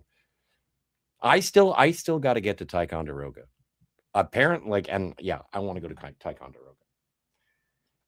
So many people that I know have gone and loved it. And Oh, and that old. Hi, guys. How are you doing? hello. there Oh, you go. hey, it's Courtney. Hey, Scotty. I haven't Hello. seen you in a while. Hey, Jill. Yay, Courtney. Yeah, we were wondering if you're gonna figure out what's going on with your audio. Yeah. Oh, I'm no. glad My you're mic here. doesn't work. Damn it. Yeah, no, it works now, but it didn't work when you first showed up. But we hear you. What? Oh, You okay. jinxed So it. anyway, I jinxed it. I messed it up. Outpost Nerd says DS9 is a stolen idea. Yep. But it's still Star Trek, and they saw that Bible and they were like, oh, what if we do a space station? But I mean, I think that's really that as far as it goes. I don't really think, like some people say, that they took even episodes and everything, and I don't think it's really all that dramatic. I think they and just if you're so inclined, you could also That's say fine. that the Orville is a stolen idea. So yeah, right. I mean, yeah, you could say that too. But the Orville's amazing. I love the Yeah. Orville, and I love Deep Space Nine, and I like the first season of Babylon 5. I still need to watch the rest of it. And I think there are forums for that. Yeah. Yeah, Tristan. There are complete websites dedicated to it, I'm sure. yes. And apparently Outpost Nerd says that you have an insane take. An insane take. That probably sounds Yeah, right. it must be. I don't know what it was. Anyone know about the Starfleet Division A and D? They are supposed to be worse than Section 31. No, I have not heard of that. I'm not familiar. I've been stumped. The dead man is here, though, so Hey, that's Deadman. good. And I corrected Courtney's YouTube channel. There's the correct one. Excellent. We are Klingons. This is funny. Funyuns. Gavin Unit. Where did Miss Sparkles go? I know. I don't know. I hope she returns too. That would be good. Can you guys hear? continues. Yeah, we can hear you now. Yep, you're good. Well, for a second. Had you for a sec. Yeah, we were able to hear you for half a second, and I got real excited.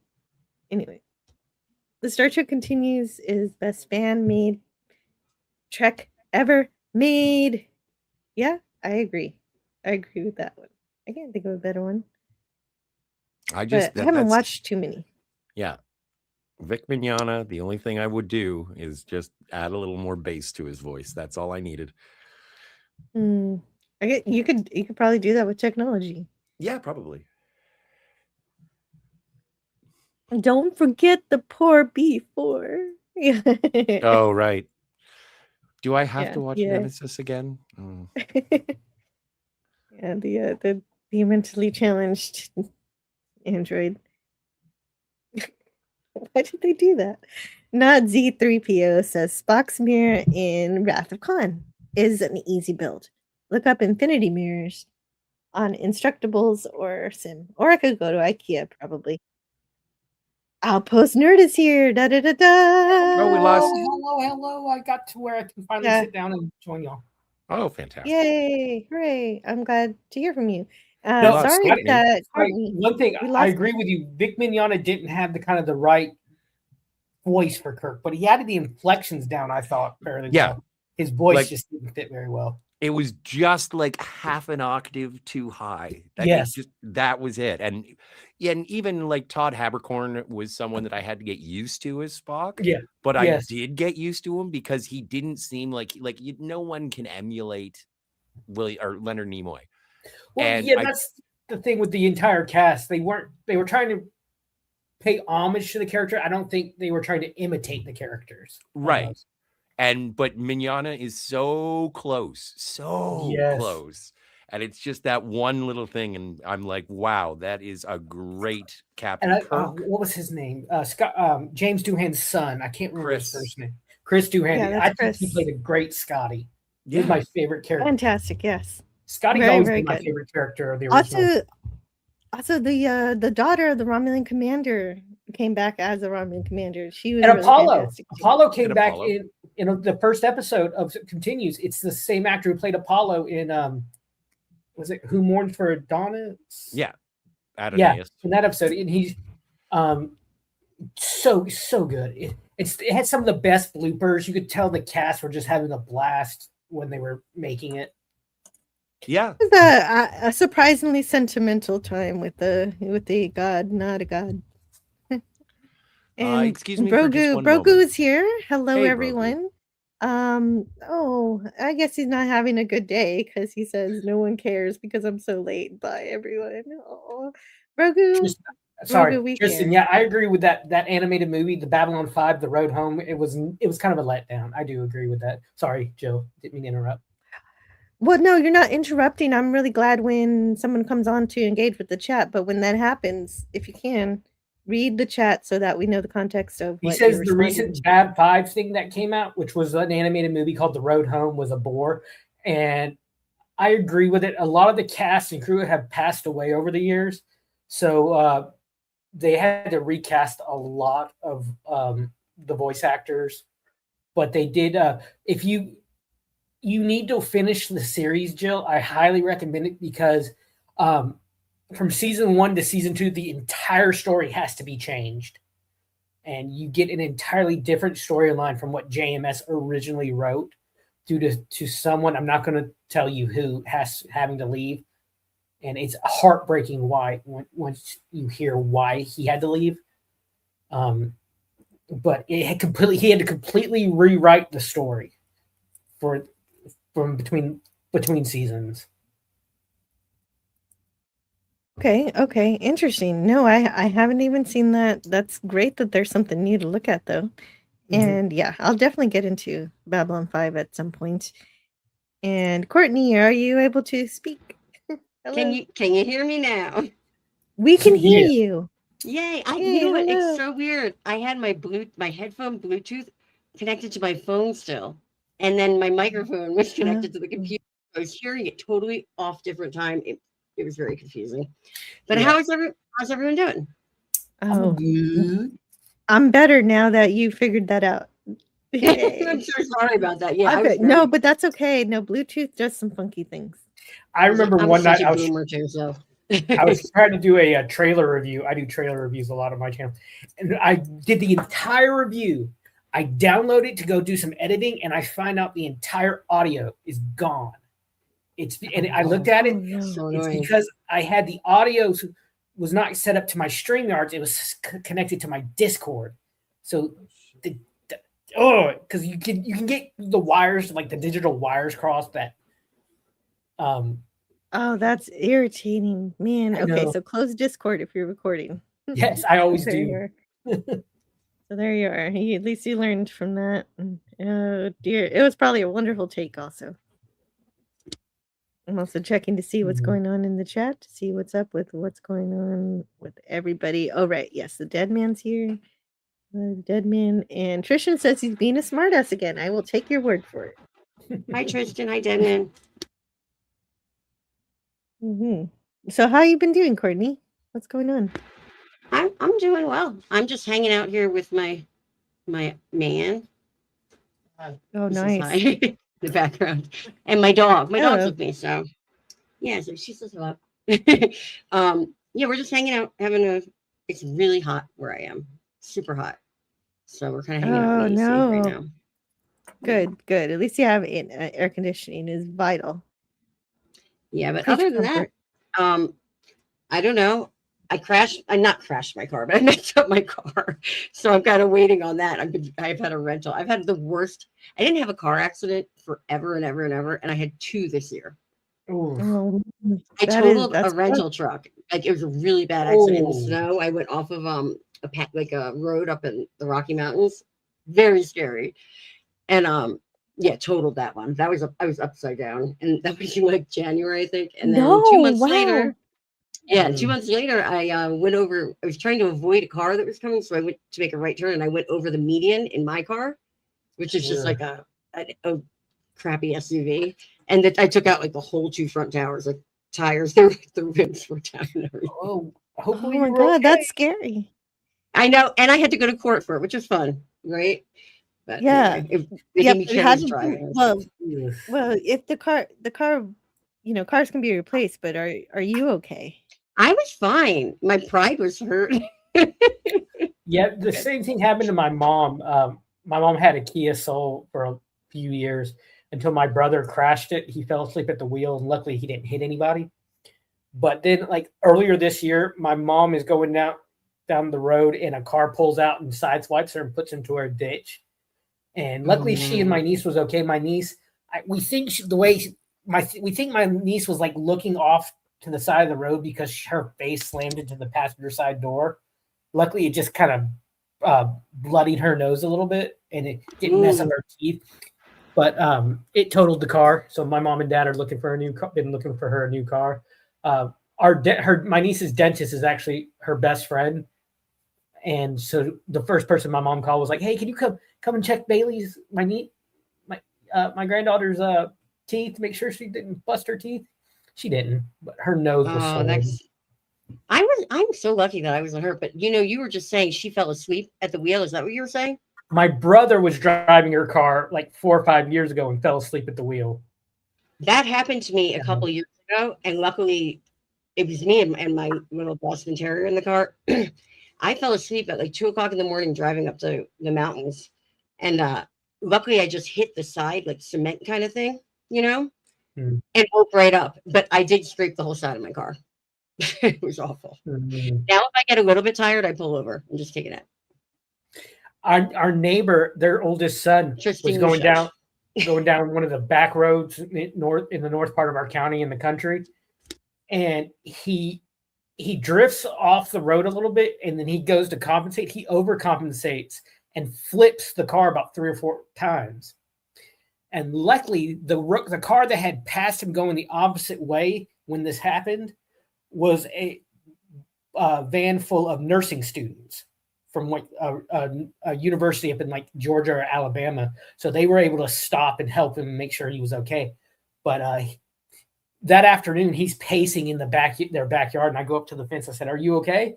And you could tell he was still, his adrenaline, his eyes were still like bugshot, like dilated. You could tell the adrenaline and the way he was talking. He was, "Oh my God, no one get him!" That nonstop, like 90 miles an hour, adrenaline fueled episode he was still going through.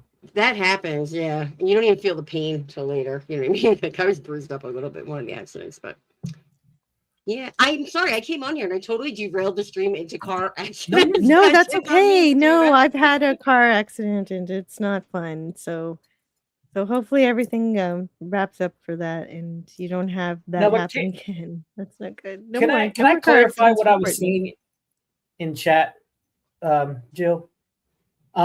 If you want to, this sure. was- Yeah, I'm still I reading love through the chat. DS9. Don't get me wrong. I love it. I just love the Good. idea of a different take on the world of Star Trek, a more gritty take, in my opinion. And I one of my favorite characters. I like Kira, and I love the scene where she gets chewed out by Cisco for going over his head to the admiral. I love that scene. Nana Pfister is that how you say her name? Is a great actress. It was in 2013 during the Phoenix Comic-Con, JMS revealed that Paramount had stolen his idea. Visitor. Visitor. That's what you're saying. Yeah. Yeah, I can never pronounce her name. It's a weird name, but I liked all the characters. Jack, Dax, Bashir. I loved it when Worf came on. The Way of the Warrior is my favorite 2-part episode of Star Trek. Nice. Love it. He revealed that about a year before Deep Space Nine was bought by TNT, he tried to sell it and was passed over by Paramount. And within 6 months to a year, they announced Deep Space Nine, which there are actually very many similarities between the shows, to the point that the DS9 cast, they would be at parties and the two casts would mix, and cast members would say, sorry, this was your idea. We hope y'all succeed. We wish we all the best. And there was no animosity between the two casts.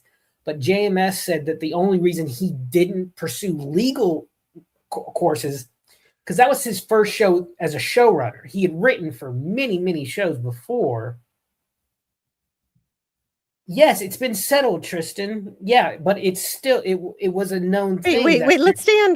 Let's stay on track in terms of what finishing that sentence. You were saying that the only reason J. Michael Straczynski didn't pursue legal action was it was his first show as a showrunner, and he was afraid that if he took legal action, they would shelf Babylon 5, which most likely would have happened. So he just went about and just focused on his thing, because he didn't want his thing to stop. Because that kind of makes sense. Years he wrote. I just thought he just had a heart of gold or something, but that makes sense. That's more logical. Wow. Yeah. Okay. So, could you read the chat from Trishan that you wanted to respond to? This Bab 5 versus DS9 writing controversy is well documented and settled. Yes, but just because it's settled and well documented doesn't mean I can't talk about it, and doesn't mean it's not something that needs to be shown, because Paramount has a long history of taking other people's ideas and fan ideas and making them and passing them off as their own. They have been taken to court many times. Yeah. And most likely Tristan says he feels Fear has no, do you mean no legal bias? Whatever.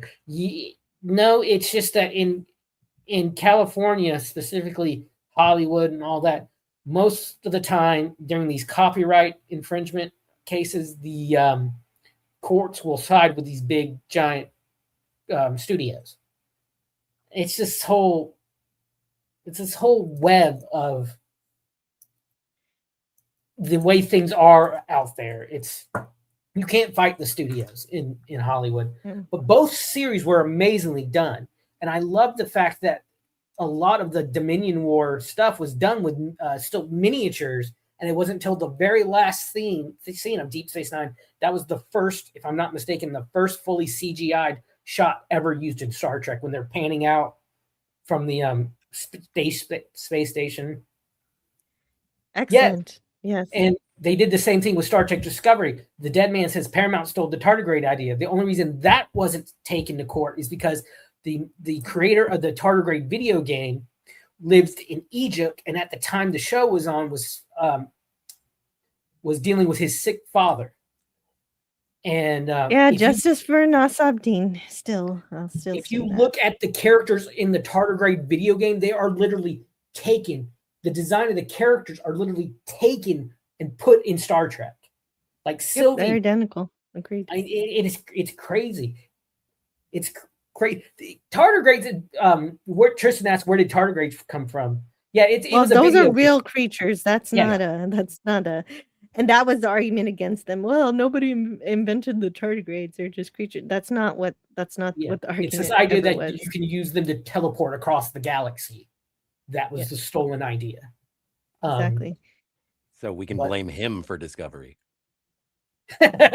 Probably. Well, he gave That him was the funny, idea. Scotty. No, it is kind of funny.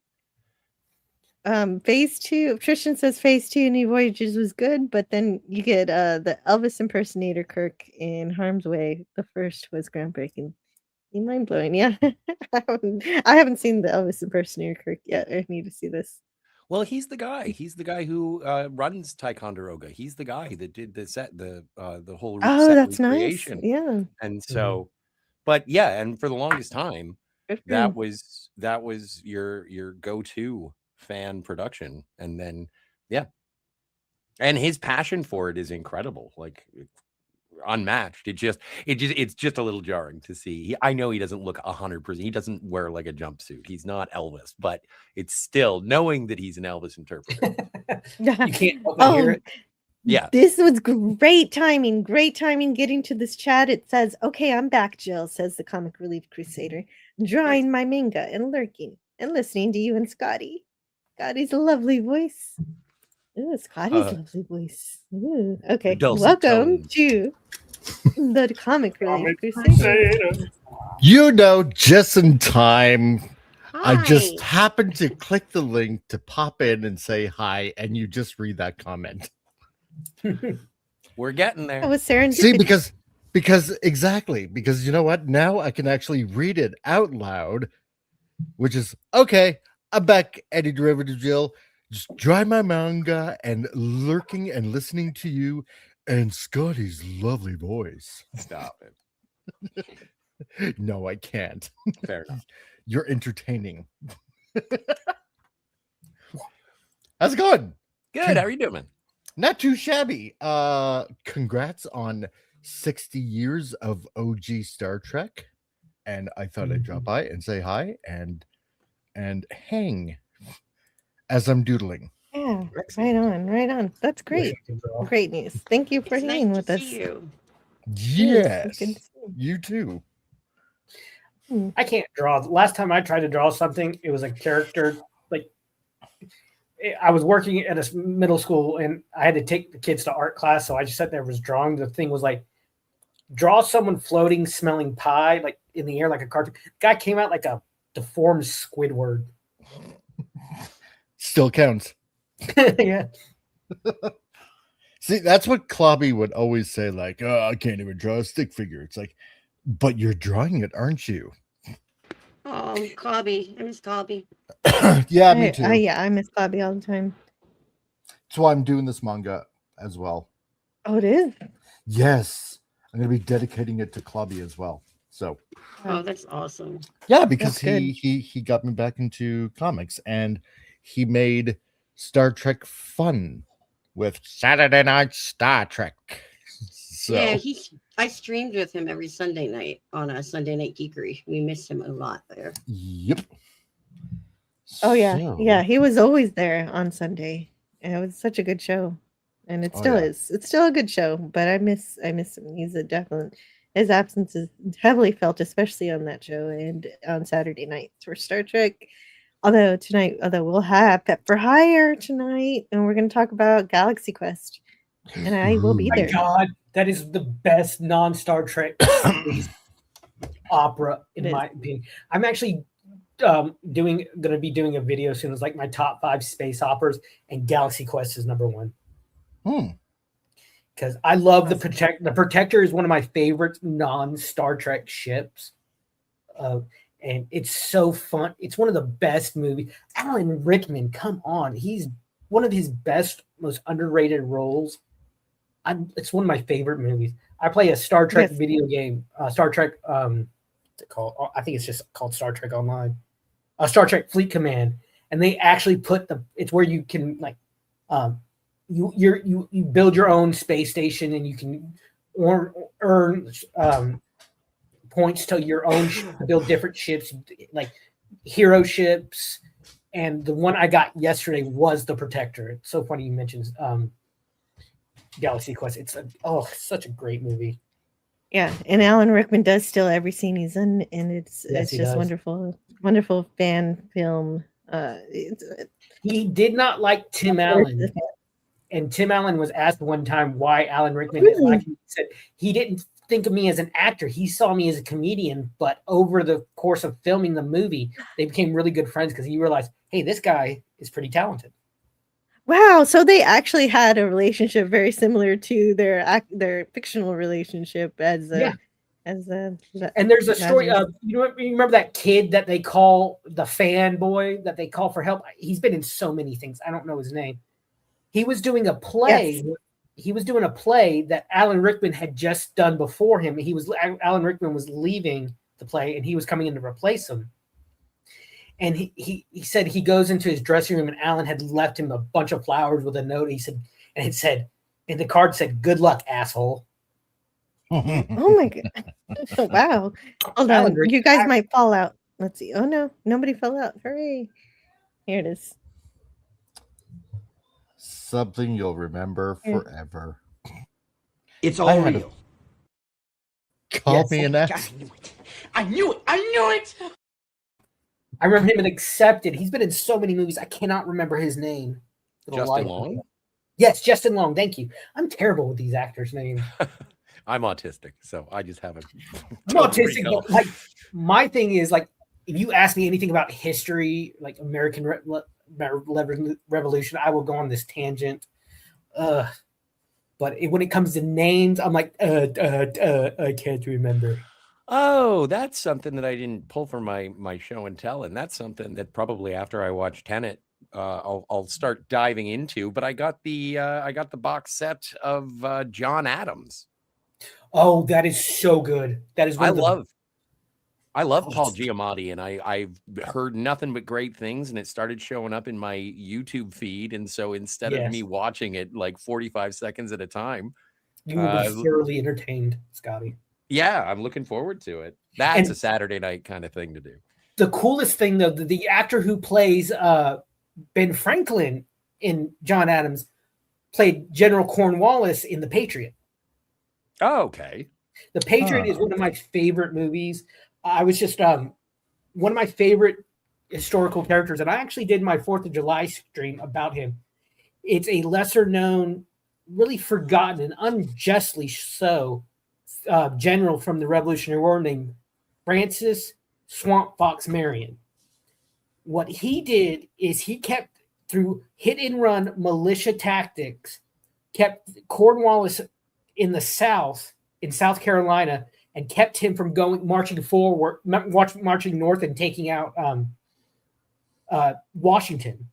And Mel Gibson's character in The Patriot is based off of General Marion, as well as 4 or 5 other Revolutionary War figures. In the 50s, I think it's the 50s, and on Disney's Wonderful World of Color, they did a series. It's about 8 episodes, can be found on YouTube, called The Swamp Fox. And it stars, and it's so crazy that this is the guy who played this really regal, serious war general. Leslie Nielsen played General Marion. Huh. And we all know him from the slapstick comedy days, but a lot of people don't realize he was a serious actor in the 50s and 60s with like Forbidden Planet. Yep, that he was. Poseidon Adventure. Oh, yeah. So, like that was a good movie. Yeah, but that's a double bill that you don't want to do. Like you don't want to. I don't care which one comes first. Don't watch Airplane followed by the Poseidon Adventure. You will never travel again. Well, you're just you're gonna sit there and be like, why is the doctor being so serious, or why is the captain being so goofy? Hollywood lied to me. What? What? I love rough seas. Yeah, I do. I really, honestly do. So,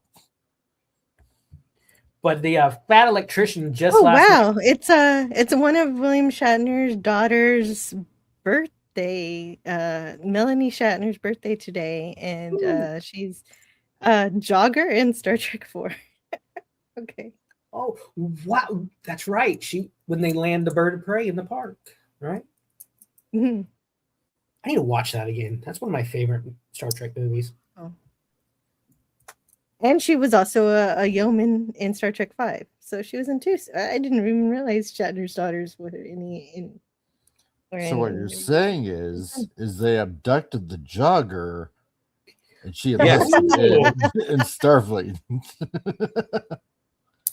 Whatever happened to the whale biology? Yeah. Was there any in canon books or no? She just said I'm going to call you, and she never did. That's what I always there is a comic book. I remember specifically reading a comic book, and it starts off, and Gillian Taylor and Jim Kirk are on a boat, and like at the beginning of the adventure, it's kind of it's one of those things. It's almost like Elizabeth Hurley at the beginning of Austin Powers 2. It's like they brought her back for just the beginning and then moved on. Okay. That's cool. Oh, I thought you were going to continue and say what happens. Oh no, it's basically it's them just hanging out. And then she got eaten by a shark and was never referenced to again. Exactly. Poochie went back to their home planet. Yeah, right. Who keeps up with Shatner's daughter? He talks about his horses more than her. Well, I don't know. I was just looking up Star Trek birthdays. The other notable one I saw was Judy Burns, who is the author of the Tholian Web and also I think a Star Trek Continues episode. And I talked to her, and she's really, really nice. And so I wanted to mention her because I got an interview. I liked how in Star Trek, The Undiscovered Country, how Tim Russ played a crewman on the bridge, and they were able to use that in a Voyager episode to have Tuvok. They retconned it a little bit to make him Tuvok serving on the ship instead of Tim Russ's original character. You're talking about different actors who played bridge crew. They turned the human into a Vulcan. The helmsman of the Vengeance in Star Trek Into Darkness is an actor named Nolan North, who he does like Deadpool. He did Deadpool for a long time. He was Nathan Drake in the Uncharted. Is he Solid Snake? No, he was Nathan Drake in the Uncharted franchise. And in the Uncharted movie with Tom Holland and Mark Wahlberg, there's a scene after Nathan and the girl are thrown from a plane and they wash up on the shore of this resort. There's a guy just sitting there leaning back in a lawn on a beach chair saying, "Oh, washing up on shore? That happened to me once." That's Nolan North and a reference to the video game character that he played as Nathan Drake. Oh, nice. But I remember Neil McDowell played in First Contact. He was Hawk, who gets assimilated and killed by Worf. Oh, they have had so many actors just do little roles. I was so disappointed when Hawk got killed. Yeah, it was like kind of too. Because that would be I don't know. It would be kind of cool to introduce a new bridge crew character in one of the movies and have them there just as, continuing on. Because it is Neil McDonough. He's great. And so he's one of my favorite actors, and he's kind of been blacklisted because they wanted him to do a sex scene, but he refused because he's married. Yeah. So and that's reasonable. But he's been I know he was blacklisted for a little while, but like he was on Justified. I think he was a villain in a season of Justified. He shows up from time to time in places. Yeah, he was in Yellowstone for in the first or second season. He played a major bad guy in the Arrowverse, Damien Dark. Oh yeah, years. He was Dum Dum Dugan in the first Avenger and Agent Carter. Yeah. That's my favorite. That's always been my favorite. Howling Commandos Dugan. Yeah. Oh, for sure. At the end of the Agent Carter miniseries, he's sitting beside a pool with Howard Stark, and you see two women in a bikinis on the other side of the pool, and Dugan's just sitting there staring at him with their drink. He's like, "What?" He doesn't understand it because he's never seen a two-piece bathing suit before. Yeah. He looks over at Howard. He says, "Did you invent that?" And Howard, without even looking up from the file he's reading, says, "Nope, it was the French. It's called a bikini." And he's just dumbstruck. Bikini. He's just so funny. He's such a great actor. Yeah. Was he in Desperate Housewives? Fish out of water stuff is always fun. Was he? I don't know. I never watched. Dead Man 79 says he was. I never watched that because I'm a guy.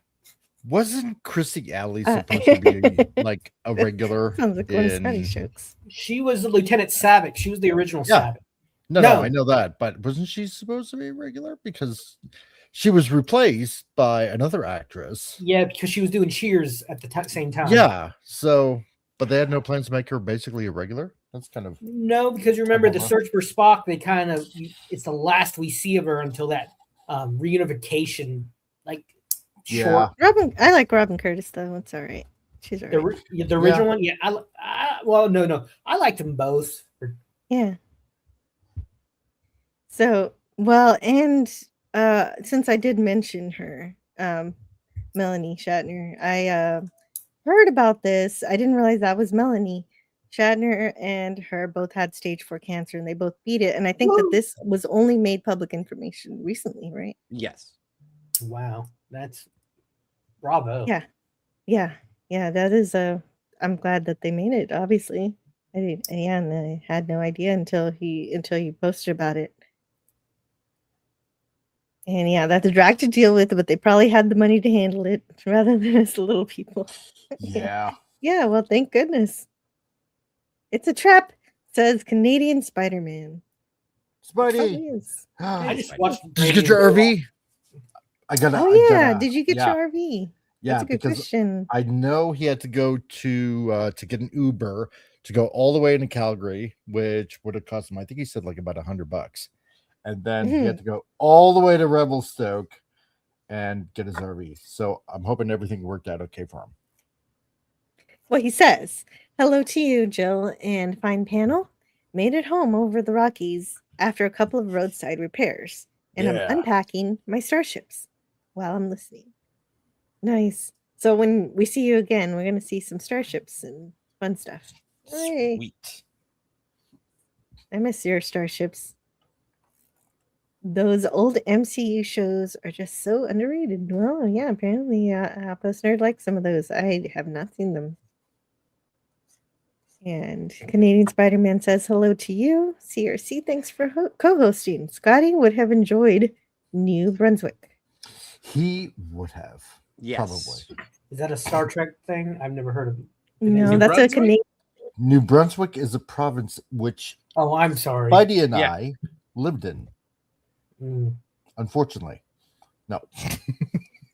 No, I shouldn't say it that way.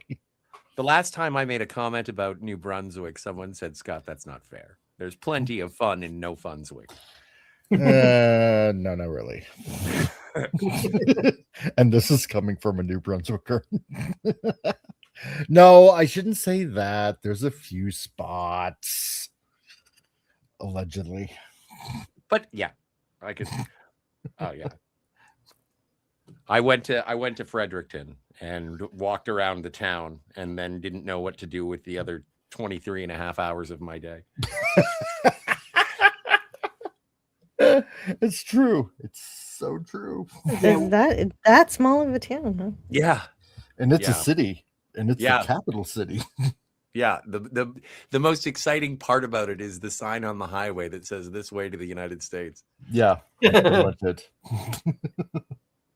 To Horton, Maine. Morgan Luck had a mega crush on the original Savick as a kid. Yeah, Kirstie Alley, beautiful lady. Definitely. Yeah. One of my early videos was around when she passed, and it was a little tribute to her. And I opened the video with that scene of her doing in the Kobayashi Maru simulator, which I love seeing that kind of academy. That's when they're actually learning. That is the Star Trek Academy we should be having. What was that? Yeah, that's the Star Trek Academy we should be having. Yes, exactly. That unadulterated slop that they put out, which I never watched, but I'm not going to watch it anyway. I had to watch it because me and my friends would review it. Oh, I'm so sorry. I liked it. Of course. So much for your little training cruise. For some reason, I knew Scotty would like it. Well, it was Paul Giamatti, and we were talking earlier about how great of an actor he is. he could, in my opinion, not even he could save it. Oh, I agree. Like, did I Yes. think it was good Star Trek? No, but it was, and I've said this. So if I'm repeating myself, I apologize for those who have heard my rant before. But ever since they announced that they wanted to do a Starfleet Academy movie back instead of Star Trek 6, it was like, no, please don't, because this is exactly how it's going to turn out. And whenever they bring up the idea of doing Starfleet Academy, everyone resists it every single time, because it turned out the actual Starfleet Academy show turned out exactly how everyone feared it was going to be. And so when I watched it, and then I saw, and rightly so, like reviewers on the internet being like, that thing that we said was going to be bad in 1990, well, it's finally released, and guess what? It's bad. And it's like, thanks, Well, guys. and even worse than it would have been. Genesis in the 90s, is amazing. But she's the only halfway almost Starfleet character. Everyone else has some kind of mental disorder, or they're barfing or glitter or something. Yeah, that's true. Yeah. Yeah, no, I'm not. I can't defend it. I'm not saying it's good. I'm just saying I like Think it. how bad does something has to be that the head of the franchise, Kurtzman, gets fired after it's because of it. Yeah. And they demolished that set. It seemed like they made a spectacle of it. May I introduce you to the Odyssey? Yes, I'm so glad they didn't make it. Eating a comm badge. Yeah, that was the worst. And not from the Doctor's reaction, it wasn't the first time. Yeah, doesn't he say like, yeah, somebody else did it. Like, I thought maybe it was going to be like Bortus, where she could eat inanimate objects, and that would never happen. They didn't try to make it clever, and so that was just bad. I like the idea. Ever since photonic holographic life forms were introduced in Voyager, I would have always liked the idea of another, like, what was her name? The emissary from the holograms, the one who puked. I liked the idea of her. I like the idea of her character, but the way they executed it was just awful. Good concept, bad exactly. Yeah, absolutely, yeah. The word I'm looking for. Yeah, but it's kind of like Isaac, like Isaac on the Orville being the emissary from the robotic planet. Yeah. That if they had done something and made the character more serious, I would have been happy. Or if you had started her, like, the whole, she needs, like, essentially what she's a toddler, and then she goes through the process. I thought it was a really touching episode with the Doctor, where he becomes sort of her surrogate father. But that should have been done earlier on, so that she could have assumed. And we'll see how it goes in season, or maybe we won't see how it goes in season 2 if you don't watch it. No, but you know what? What I didn't like about that is that it was just an excuse for the actors to just be herself and just act as herself, and so that wasn't good. The thing I hated most about the Doctor, whatever, I can't remember her character's name. I don't that their interaction. There's an early episode where Scotty, they wanted that connection, but the Doctor flat out refused, just told her no and walked away. I'm thinking, how heartless are you after 800 years? Yeah. That's easy. Everything the Doctor learned in Voyager was completely wiped away in Academy. Well, but I think, he completely forgets about the entire Voyager crew and the daughter he had on the holodeck. The whole family he had that fictional remember? family. Yeah. I think that they do sort of establish that in terms of the reason he doesn't want to get close to anybody is because he's sad, and he doesn't want that same loss again. But it's family. Right, I but it don't want to go through these feelings again. Yeah, well, but that's also like it. We're sort of dealing with the Doctor's loss and emotional resilience 800 years after Voyager, and it's like, why are you dealing with your trauma from 750 years ago, and you still haven't, you're a doctor, you have the programming of a psychiatrist. Can you not, like, figure this out and not, like, are you? do you always? I can't even articulate how dumb it is to have that kind of trauma over the course of nearly a millennia. Yeah. Yeah, no, that makes sense. Yeah. Yeah, But it kind still- of it's well, that's the closed-mindedness of the writing in these series. Right. I've Polch- heard Polchak I've seen- says, "Is eating the com badge the new jumping the shark?" And Yeah. also, hello, Polchak.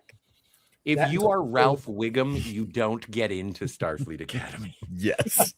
Yeah. Just wait. Next season, Yeah. they'll eat a phaser. Yeah, what was that character? I don't even remember her name, but either she was eating her com badge or she was panicking and I screaming. don't think they. I think she was just like a gag character that show up every once in a while. I don't think we got her, and she got a name that I can Yeah. remember off the top of my head. There's an actor who got a role on a Star Trek show and didn't want a character name so it wouldn't show up on her IMDb. Oh, Now, God. one thing that this might get into nitpicking for some people, but for me, why do you have a cadet in a wheelchair when you have technology to fix spinal injuries? Yes. Well, Okay, but now there are characters in Star Trek, like in Deep Space Nine, you had that lieutenant from that low gravity planet, but Yeah. we're never told why, and they feature him in many foreshots. So I'm like, but you have like in the If episode you have Deep that, Space you do have to explain it because Yeah, we got 'cause remember that in Next Generation when Worf has his back broken and he Yeah. can't walk. There's this whole thing, like kill do this honor killing. If I get this surgery that could save me, it'll be dishonorable. Blah blah blah. Klingon stuff. yeah. Oh yeah, totally. But I think, yeah, if you, well, who knows? We might find out. But there are situations where you can have a character do that. But Yeah. also we're talking about a story that has programmable matter, which is basically just magic. Yeah. And so you could probably do something with you could get some heck. If James Rhodes from the Iron Man movies can break his back and keep walking, then I'm pretty sure in the 30th century they can figure something out. Yeah, and No. the dialogue. Yeah, exactly. The thing that bothered me a lot too was the dialogue. It was too modern. It was too like set in like a 90s. Yeah, I I think I we call- yeah we definitely agree. I on called that it too. Star Trek 90210. That's what it Oh. felt like. Mhm. Yeah. Yeah, and that's what Scotty likes about it. Yeah. Like I thought it was I saved by the Star Trek 90210 because it was Saved by the Bell and 90210 and it had pretty people and I knew it was going to be bad in the first place. So I just went into it looking at it as if it was, Twilight. So it's which I also Melrose liked. Trek. Yeah, it's Melrose Trek. Melrose. Not even good enough. Literally had a Twilight Oh my storyline God. too. No. Was it You so sorry, lie. Brittany? No. Yeah. Mhm. Oh God. What Yeah, is it, because- Courtney? I'm so was glad I Courtney don't watch this crap. And this idea that I Starfleet feel like would, Courtney was would saying s- something, but I mean, would separate a mother from her son just made my blood boil.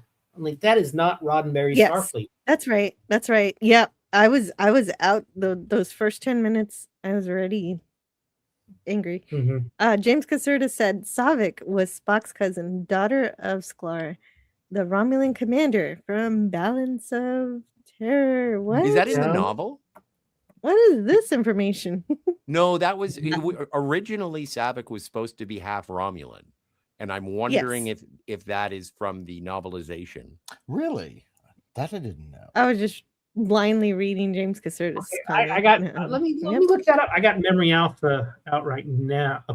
I Well, wouldn't never that be heard memory beta? Like it feels Yeah, it like would be beta memory- canon. It has origin and concepts on her Memory Alpha page. Oh, okay. Okay. All right. Apocrypha. Origins. Mars Monkey Max says, "Hey Jill, Scotty, Outpost Crusader, and Oddball." What's up, dude? Hello. What up? Hello. Yeah, an Come early on in. concept had Savick as a half Romulan, half Vulcan woman, though she was referred to as a doctor. The original Okay. concept had her as a human male. Wow. I'm glad they went Vulcan, but the Romulan half that explains her crying at the funeral. Hmm. see. It's like talking about Academy. Why is there a female half Jem'Hadar, half Klingon? That's easy. Because we've angered the karma gods, and this is our punishment.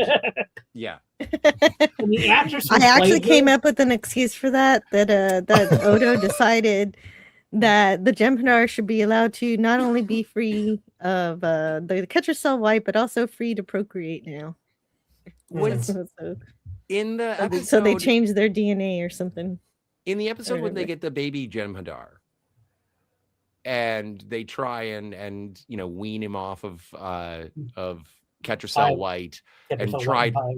Yeah, like they try it. They are in an attempt to try and, I don't know, tame the Jem'Hadar, and it fails horribly. Yes. And so, yeah, I think that's another one of those things where it's like, oh, okay. There's an episode where the Jem'Hadar capture the Defiant, and there's this great scene where a Jem'Hadar is standing over Dax's shoulder watching her, and she gets to talking, and she's like, do y'all have sex? No, we're grown clones. Do you have women? No. And she's like, oh, how boring. Do you eat? No. We get everything we want from the Catcher Cell White. Then she asks, how old are you? He's like, I'm 3. I'm middle age for a Jem'Hadar, because they only live like 6 or 7 years, and when you're like 6 or 7, you're like an old man, and you're like a veteran. You're like royalty almost. It's time to put you out to pasture. Yeah. And this idea that it's such a short amount of time, biological wise, 800 years or however long, 600-700, I don't know, 6-7. Ugh.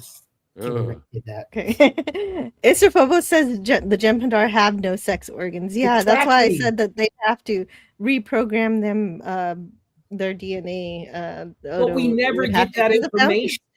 Of course we don't. I made all this. I made up an excuse for that just for fun, but of course the show never tried to do such a thing. And she's in a relationship with Jet Reno. Yeah. Oh yeah, I forgot about that. That was so poorly done. I think they call each other kitten. It's so weird. Well, that's special. Yeah. I did like the idea. I'm saying if I think any more about Starfleet. Come here, Snooky Poo. What was that race? The chief engineer on Strange New Worlds. They're basically immortal. Oh, not a Lithian. Lanthonite? Yeah, Lanthanite. I like the idea that the captain. This is one thing I did like about in Academy, that the captain was half Lanthanite, so she's like 800 or 900 years old herself. She's old, and but I didn't like her just like nonchalant attitude. Almost like you're walking through a school barefoot. Ugh! I worked in schools. You'd never catch me barefoot if you put a phaser to my head. I'm getting Starfleet Academy PTSD now. Yes.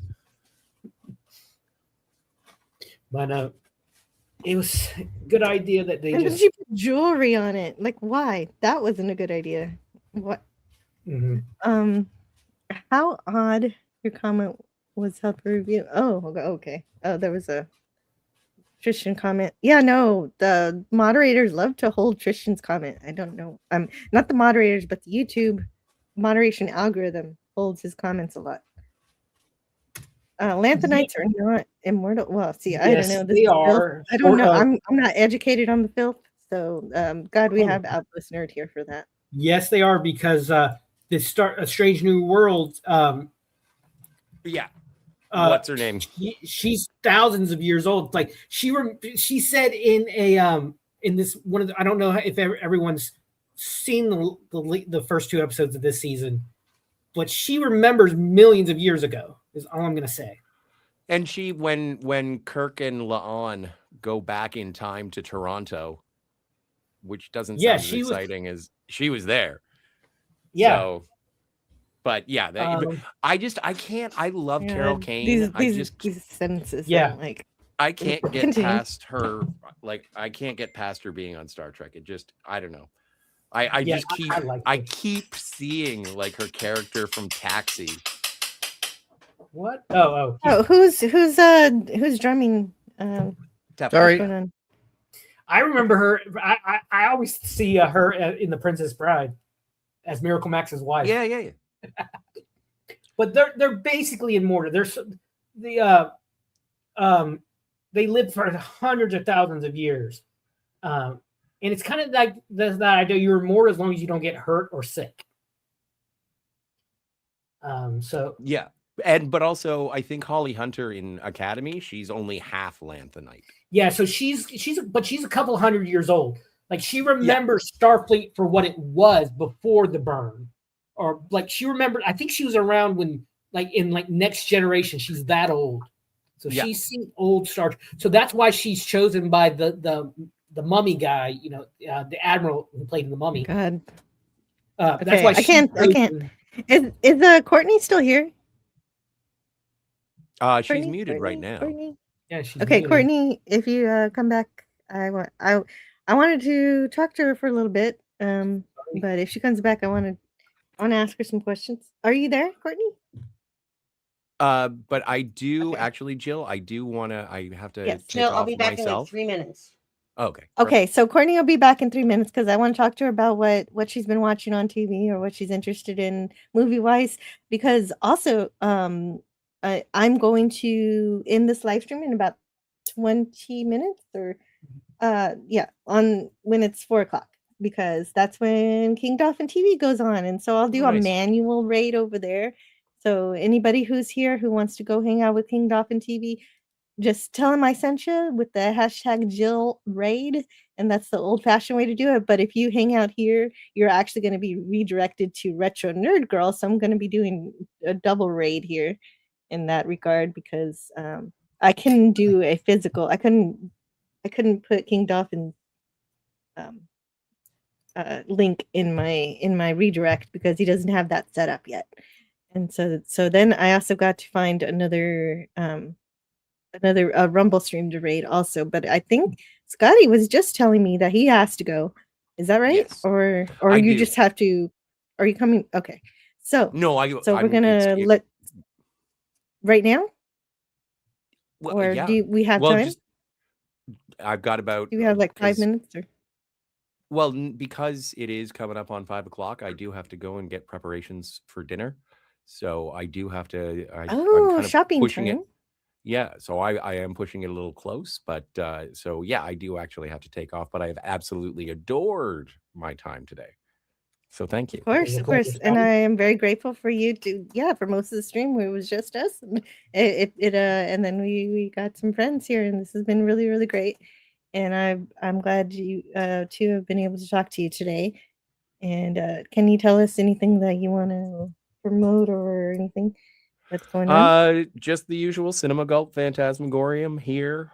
And thank you so much to everyone for listening to my my babbling about enjoying the tween dramas.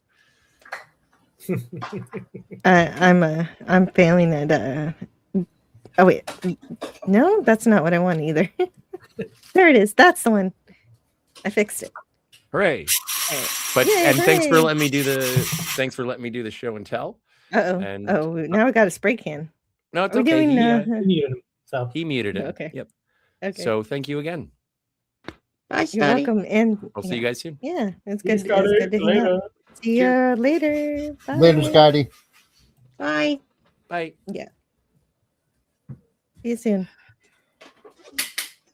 And there you go. There's Scotty. Thanks to Scotty. Yeah, it was just us That for was a so while. cool to see Scotty. It's been a while for me. Yeah. And speaking of which, it has been a while for us. And so I was wondering, what's been going on with you? Is there anything else you want to talk about before we have to head out today in 20 minutes, I did start doing some smaller streams again on my channel. Just either me and my boyfriend. But I've been doing a couple I've done some streams after I go watch go to a concert. I did a stream after the Gore show covered in guar juice, which is pretty funny. I remember that. I was Oh, listening. you were to in that the one. chat. I think you were actually. You did. That was like a couple of months ago. That was one of my first ones of those. No, I'm sorry. I'm talking to him for a second. I'm so sorry. I got it. Yeah, and then I've done a couple like I went with my boyfriend to the Penny Arcade. They have a really cool Penny Arcade here. I live in Colorado Springs, and it's in Manitou, and it's like every old game that you could ever dream of. And it's outdoors, and it's just like it's totally old school. So I did a stream from there, and yeah, I'm just gonna start. Yeah, it's very old school. And then So as far as pinball machines? they no, did we see pinball machines? Did we get to that area? I think it was. Yeah. He thinks there was. We didn't get that far. So we saw all the like stand-up stuff. They had Tron, the video. You guys know Tron? They had like that video game. They had Tetris, like the original Tetris, and I played that on there because Hal Deer is always asking me to stream Tetris from my PlayStation 5. Like he thinks I should do that as a stream, so I streamed it from an actual arcade game. We played skee-ball, and then they had a whole plethora of all those little like remember the little rides they would have for kids outside of like the grocery store or like the store? Yes. Like where you order in or whatever and it would move around.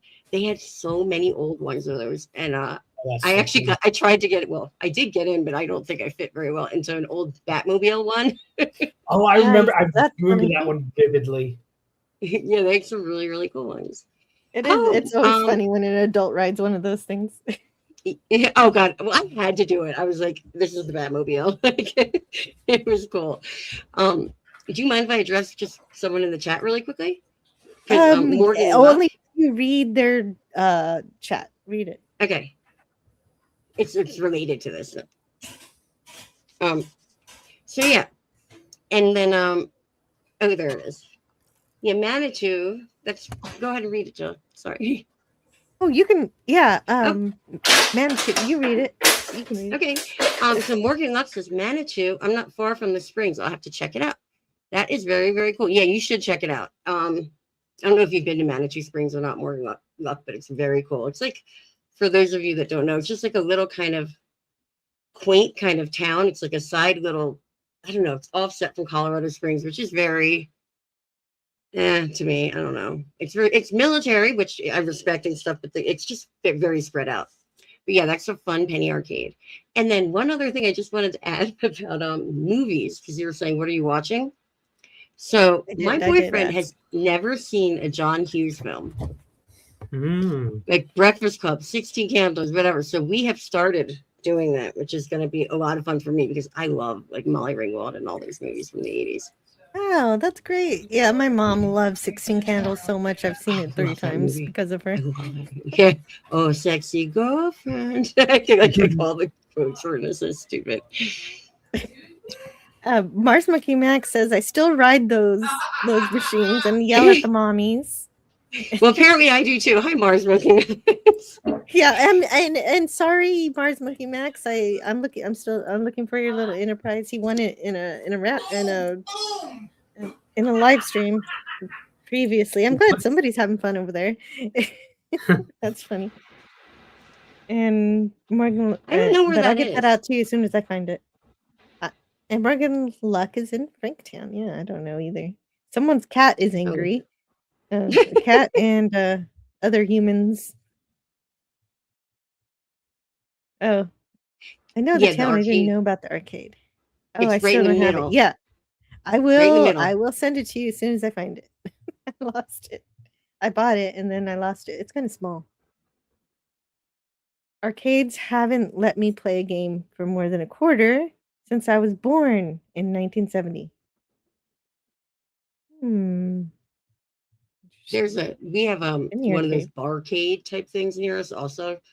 Like one side of it is like a bar and karaoke, and then the other side is all old school games. And there's the Jaws pinball machine there. I swear that thing, I put in like 1 quarter, or it might be 2 quarters, and I play for like an hour. It just keeps going. I don't think I'm doing that well, but it's funny.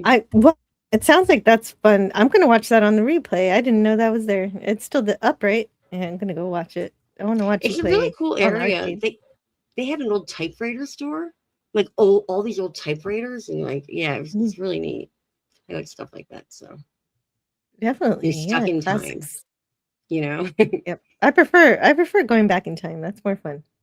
Me too. Do you remember who? Wait, I don't know who the dude Pelia, was talking about.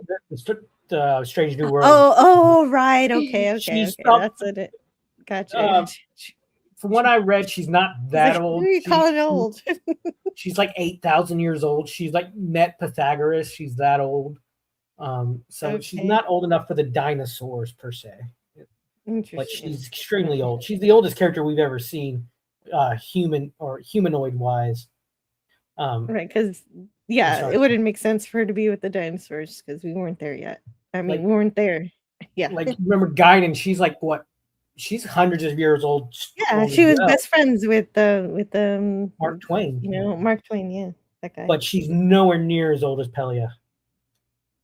I would love to learn more about the Alorans. Like, why was Q afraid of her? We never really found out. What? No, I didn't watch that episode. Remember it's when we first are introduced to the board. Remember how? Oh yeah, of course. Yeah. He introduced Enterprise flying to another part, and she. Oh yeah. Oh, that episode. Yes, definitely. Yeah, she calls because she does this. Okay. Yep. Like so that tells you she has a defense against Q in some way, but she never. The only thing is that we learn about the Alorians in yesterday's Enterprise that they can feel when time changes. They still have that feeling of different timelines.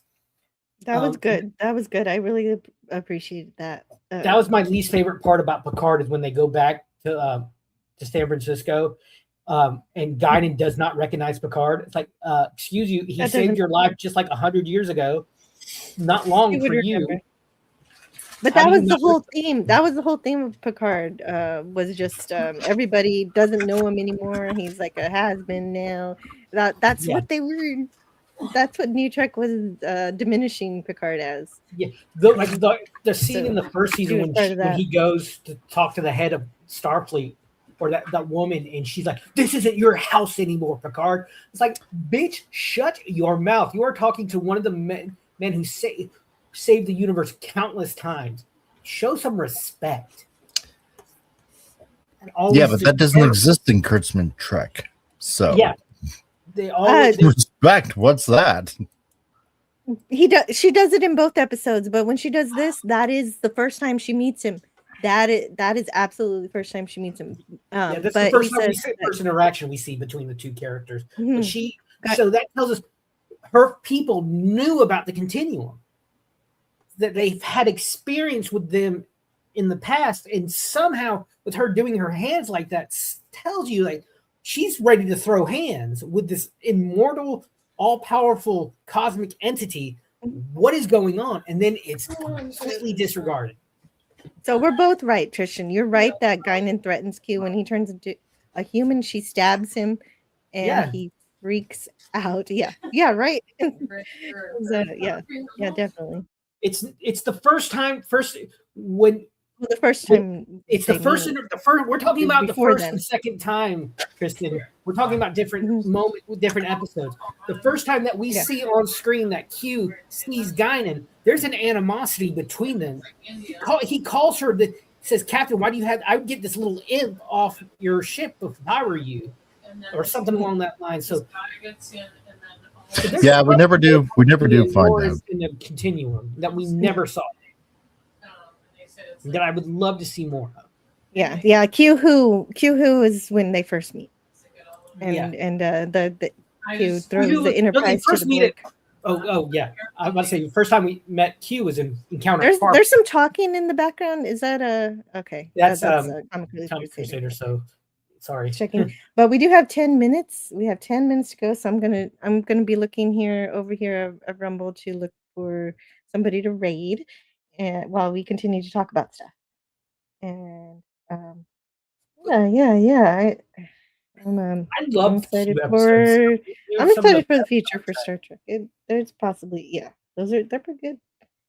One of my favorite. Either you love them or you hate them. basically. The Q Civil War episode of Voyager when they go back to the continuum, and it's the Civil War, like American Civil War. How they're showing it is American Civil War, and it's the North versus South. So good. John Delancey is such an underrated actor. He did an episode of Star Trek Continues as well. Wait, he was in Star Trek Continues? Yeah, there's a episode where they meet this. They have first contact with this planet, the Q and the Gray. Thank you, Dead Man. That was the episode of Voyager I was talking. There's an episode where Kirk and they have first contact with this planet, but due to like the radiation, there's no color. But there's also a neighboring planetoid of these like monster aliens. They're human, but they're monsters that in black and white. They look exactly like the other aliens. Both races look alike. So John DeLance plays like the head. Oh, but he's not Q. Okay, that's right. Okay, I forgot about that. Thank you. And continue. Like Kirk does something like these aliens. Every time the other alien race tries to get on their planet, they shoot them out of the sky. So Kirk is like, he takes one of these council members onto his ship, a young hot woman, of course, got to be with Kirk, and she's starting to see color for the first time, and she realizes she's not of the same race. She's one of the bad aliens, and when they clean their atmosphere and do away with the radiation, they start seeing color for the first time. And John Delancey's character and his wife, who are both council members, realize. He realizes his wife is one of the members of this other race, and he's just destroyed because it's that very racist kind of idea. Like, just they're sick, they're trying to get off their planet, and they want to come over, and it's such. I recommend watching it. I can't remember the name of the episode, but I've seen Star Trek Continues, so I should remember it, but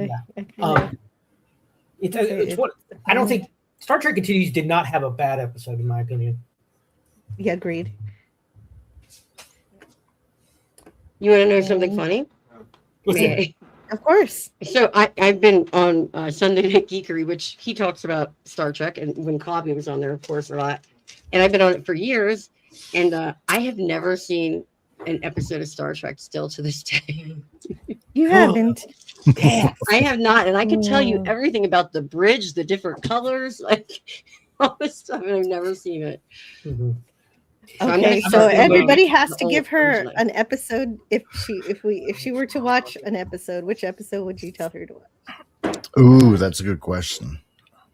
I want to start with the OG, like the old school. You know what I mean? The 60s or whatever. Yes, that's the right way. Because I love old shows. That's what I meant, honestly. I didn't think anybody would give you anything else. And I promised Cobby I would do it, so it's like something I have to fulfill, like watching the one with the Gorn fight. Arena yes. is a good one. Yeah. Yes, that is fun. Just because of the sheer cheesiness of this Gorn suit. Because it is so fun watching a full-grown man like William Shatner fight a full-grown lizard man in a cheesy rubber lizard suit. The cheesiest costume or alien I remember from the original series is the dog in the fur coat with like a horn stuck to its head. Oh yeah! Oh my gosh, that's amazing! I love stuff like that. I love the Enemy Within. Yeah. Yeah, that's wonderful. I love that unicorn dog. Oh, Courtney, you would love my Thursday nights then. Oh my god. What do you do on Thursday nights? Ooh, I do my Comic Relief Crusader sci-fi cheesy movie madness of cheesiness. Yes. You know what? I'm sub to you. I'm gonna have to make sure my notifications are on. But cool. I only do it on Rumble and on X because that's why you probably not get YouTube. You get copyright. Yes, even though it's public domain. I know. Yeah, I know all about it. I'm on a music show, and we start on YouTube and talk for an hour about the music, and then we go to continue on Rumble. You know. Yes. Because you can play. all this stuff. And just- the Trek reviewer says the two Romulan episodes. So yeah, Balance the Terror would be a great one to watch too. Yeah, that's a good one. That's a good. Jill, pure you'll Star Trek remember these episode. because I'm not making notes. I should be, but you'll remember these. So I might be messaging you on X just to give you Of course, to start with. The one with the Horda, the Rocky. Well, that's my favorite character ever. I mean, that's my Yes. favorite episode. That's Yes. Devil in the Dark is my favorite Star Trek episode. I'm not sure I would recommend it as the first one, though. I think it is a maybe not wonderful as the character first one, study. but one to get into. Yes. A wonderful character study of all. Is that the episode with Lincoln, the alien that takes the? No, no, that's a Savage Curtain. Okay. Oh, that's right. Because I And like that any- conversation that the Lincoln character, Kirk and Uhura have. And it's like, that's so poignant to what we need today. Or any episode course. with Henry Mudd in it. Well, Yes. well, I just but looked up since the you mentioned the Horda. quote. The quote is the quote My that favorite- he's talking about is the Lincoln character calls her a negress, and then he apologizes. He's like, and then she says, why should I be something? Why should I be offended? insulted at something that I am. Why? She's like, Yeah. We there's no don't insult. in our century we don't fear words. Yeah. One of my favorite episodes, and it goes with another episode of 90s Trek, was The Trouble with Tribbles. I like it. It's just so funny. And I love Trials and Tribulations in Deep Space Nine. And the fact how they were able to digitally insert the DS9 characters into scenes for mid-90s sci-fi was incredible that they were able to pull that off as seamlessly as they did. Mm. Like there's a scene where after the big bar fight between the Klingons and the crew of the Enterprise, where Kirk is dressing down everyone, including Scotty, and there's a point where he in trouble with Tribbles. He stops and he's like, do you know how to do this?" And the crewman responds like, I don't know, sir." They took that guy out and put O'Brien in its place in Deep Space Nine. It was so well done. They even had at the end of the episode, Cisco goes and asks for Kirk to sign some paperwork or something. Yeah, that's what I love about it, because Kirk is Cisco's hero, and that makes so much sense because Cisco. I love the whole episode being. It's our introduction to the temporal investigation division. And can I go back to what Jill said before really quick? I looked up the Horda. And that is a crazy looking, cool, whatever it is. Yes. Yeah. People call it the pizza monster. That Oh, the Trisha in the pizza chat says it. monster. That's really funny. It was Is like that a where they got geode or Pizza the something Hut to me. Right? Yeah. Well, it kind of feels like a horror episode at first, and then it becomes Star Trek, and it's That looks amazing. up my alley. I didn't realize it got like cheesy like That's this. my I love stuff favorite. like that. Yes. Oh yeah. It's so good. It's like And the then, yeah. piece de resistance. It's not carbon based like us. It's silicon based creature. Isn't that the same? And she's the only lady in the whole episode. To me, What they was- always look like kind of like weird fried eggs. I don't know why. When I was What a was kid. that alien race that was so in Next Generation that was so set on rules, and they looked like walking tar monsters? I think it's the episode where Picard is ordered to relocate the Indian tribe, and they're Oh yeah. you know what I'm talking. Were they silicon based? I know they were so different. Oh. I I'm love not it when sure we- about those monsters. I love it when we see aliens that don't look human, and they give us a reason me too. in Next Generation why there are so many humanoid formed aliens. But That's I like that's seeing the thing about what I didn't like as much Chiliac, with thank Next you, Trek viewer. Generation. Is that like in There you original go. Thank Trek, you. Yes. you had like these fantastical, really alien looking, although kind of, cheesy and campy looking, but you had these alien monsters, right? In original Trek.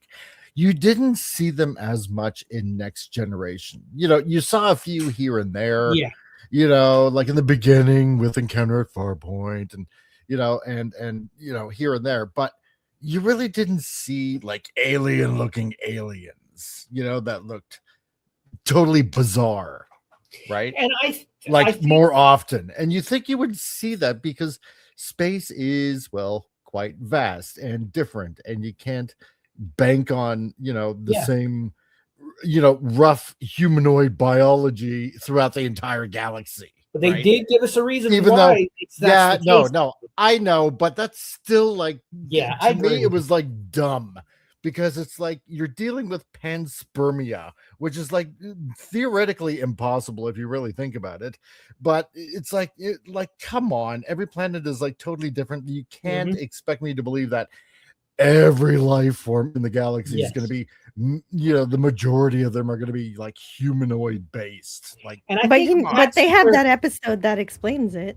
Yeah, no, I know, but it's still it seems like a cop out in some way. Like, I mean, you got like a show like Babylon 5, and you got something like I was about to bring that up. You even had parts of the station where humans couldn't go because they breathed such drastically different.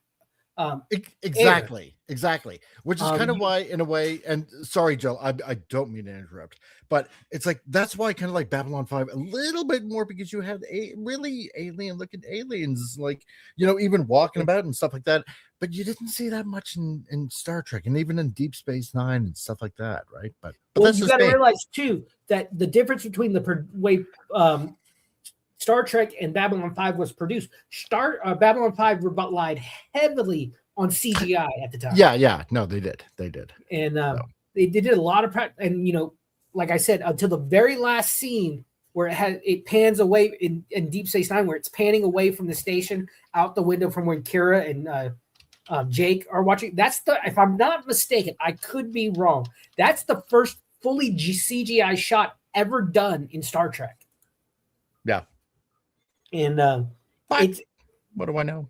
Yeah, but and also to the technology in Babylon 5, because the one major difference between the two is in Star Trek we got to space because this all of a sudden this spaceship falls from the sky. Oh, I didn't see it because I was away from the screen looking for somebody to raid, because I am going to close this down in just a few minutes. But right. Courtney, I want to allow you to go now since you've got to go. Because puppy emergency. Yes. Puppy emergency. Yeah. Well, he's not a puppy. Okay. He's 12 years old, but he's my little guy. But yeah, I have to take him out. It doesn't matter how old the dog is. He's still my pup. Yeah, I know. They're still puppies. They're still kittens. For my child. I don't care what people say about that. I'm a dog mom. Exactly. But exactly.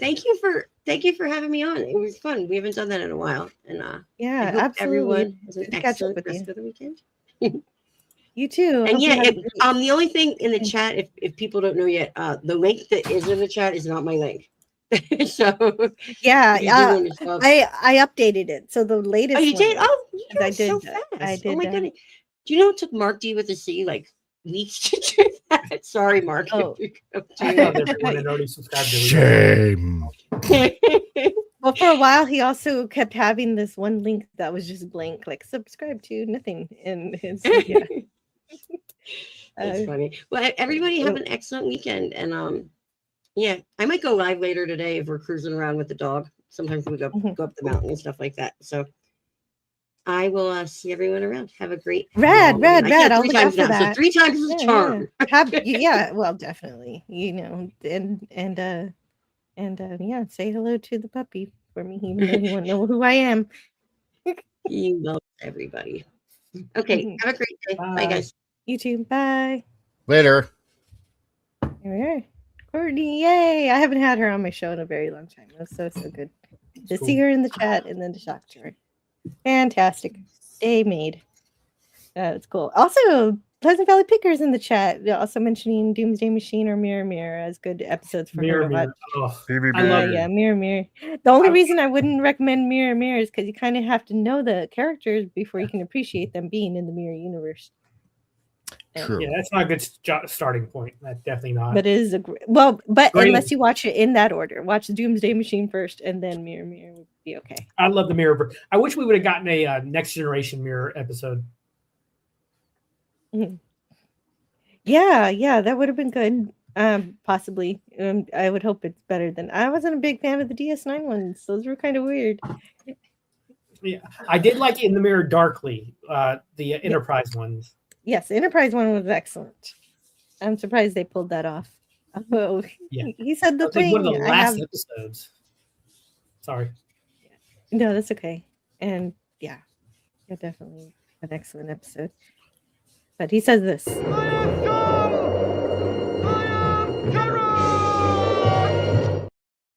Okay, so we've got the raids all set up. I can raid on Rumble. I'm gonna auto raid to Retro Nerd Girl, and everybody who wants to go to King Dolphin TV. I recommend both of these channels. Just Jill raid for me manually in the chat if you would, and just so they know that I appreciate Raymond even if I'm not always there, and so. Before we go, though, I would like for Outpost Nerd to tell us what's going on his channel and who he wants to promote, anything he likes in that. Well, I just saw Brand New Day last night. Really enjoyed it. So I'm thinking Tuesday, maybe give everyone the weekend to see it, and I will be doing a review. I have some trailer reviews coming out that I'm going to be doing. I recently did a review last week on for Lanterns. Looking forward to that show. And I'm going to be doing a stream, which I mentioned earlier, about my top 5 favorite space operas that are not Star Wars or Star Trek. And Galaxy Quest is on there. And so look out for that stuff. Go over to my channel and give me a like and subscribe. I need it. Please. I'm kidding. That's right. Okay, let me grab your link for you there. Oh yeah, they're there. They're live already. They're going. That's all. And I'm thinking about breaking out the Lego boxes to do some Lego streams. My Batmobile. Ooh, what do you build? Oh, I'm not going to turn my camera on, but I have the Lego U-wing, which to me is the only good ship that the sequel trilogy ever produced, and I have the Batman the Animated Series Batmobile, which has been discontinued. I got it literally the day that it was going to be discontinued. I got the second to the last one off my local Walmart shelf. It's my favorite Batmobile, so I will be looking for a chance to do that. If I can get my other camera and tripod set up. So keep an eye out for that coming up. That's pretty much all I got in the. I will be. There you go. Sweet. I will be streaming Tuesday with Madman Cafe, and we will be talking about Brand New Day and the box. One thing we do every week is talk about the box office numbers from the past weekend. And oh yeah, that's cool. Well, I hear it got good numbers just even in the previews. Yeah, it was on set to make $500 million already. It's going to be. Doesn't surprise me. I think it's going to be the biggest one since Endgame, in my opinion. I think everyone's already forgotten about the Odyssey at this point. Yeah. I hate that movie. It's still it made some money. I don't want to make Scotty mad, but thank you guys. I appreciate the subs.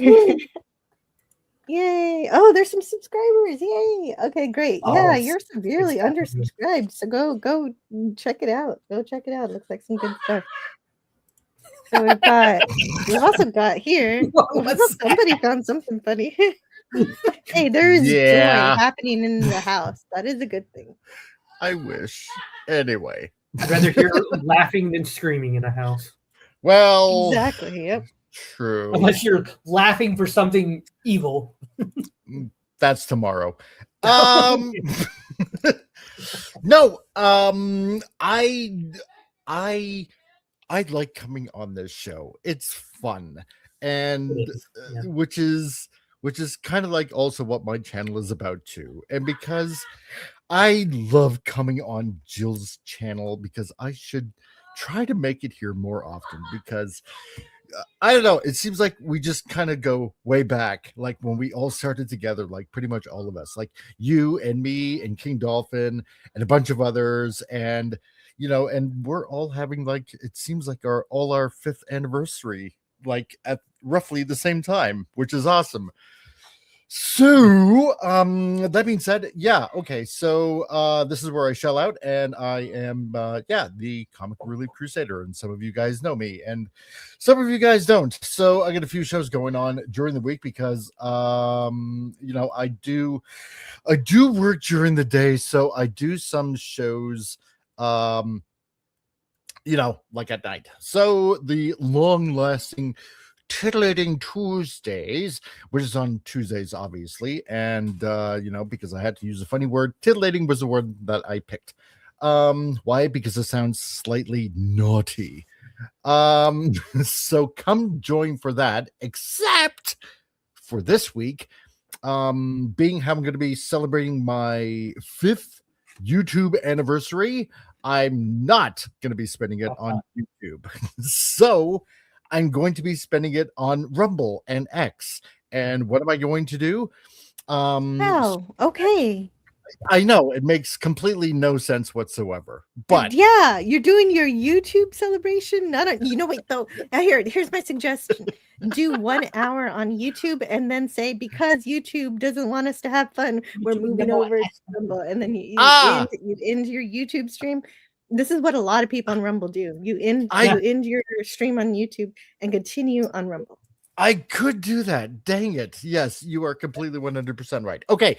So, because Jill is so much smarter at this than I am, I will be spending part of Tuesday, Wednesday, and Thursday celebrating my 5th year on YouTube by doing something very naughty, which is not only fans Tristan, so don't think about that.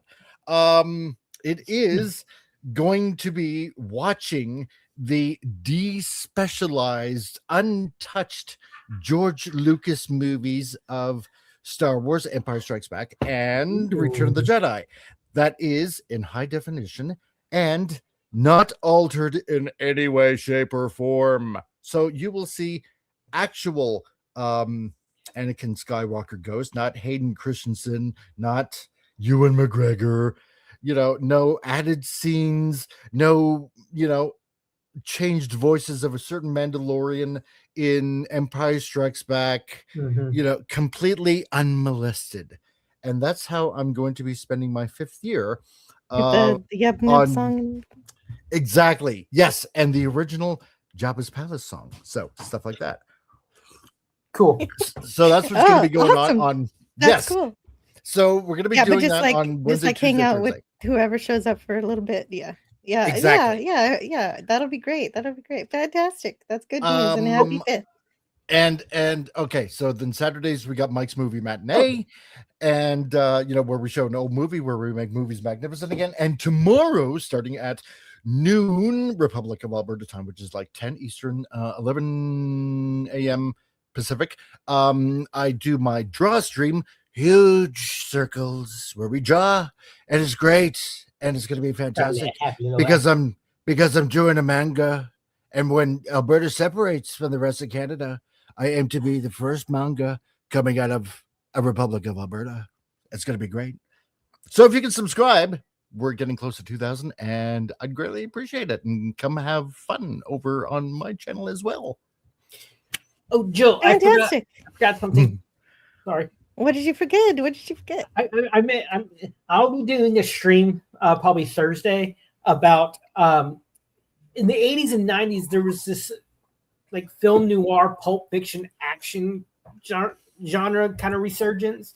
We had The Phantom with Billy Zane, The Shadow with Alec Baldwin, and a bunch of other movies like that. I love them, and I will be doing a stream talking about that. One of my favorite ones that was not from that time was Sky Captain and the World of Tomorrow. That's awesome. Yes, so good. They took the Stargate song, but no, it's a great movie.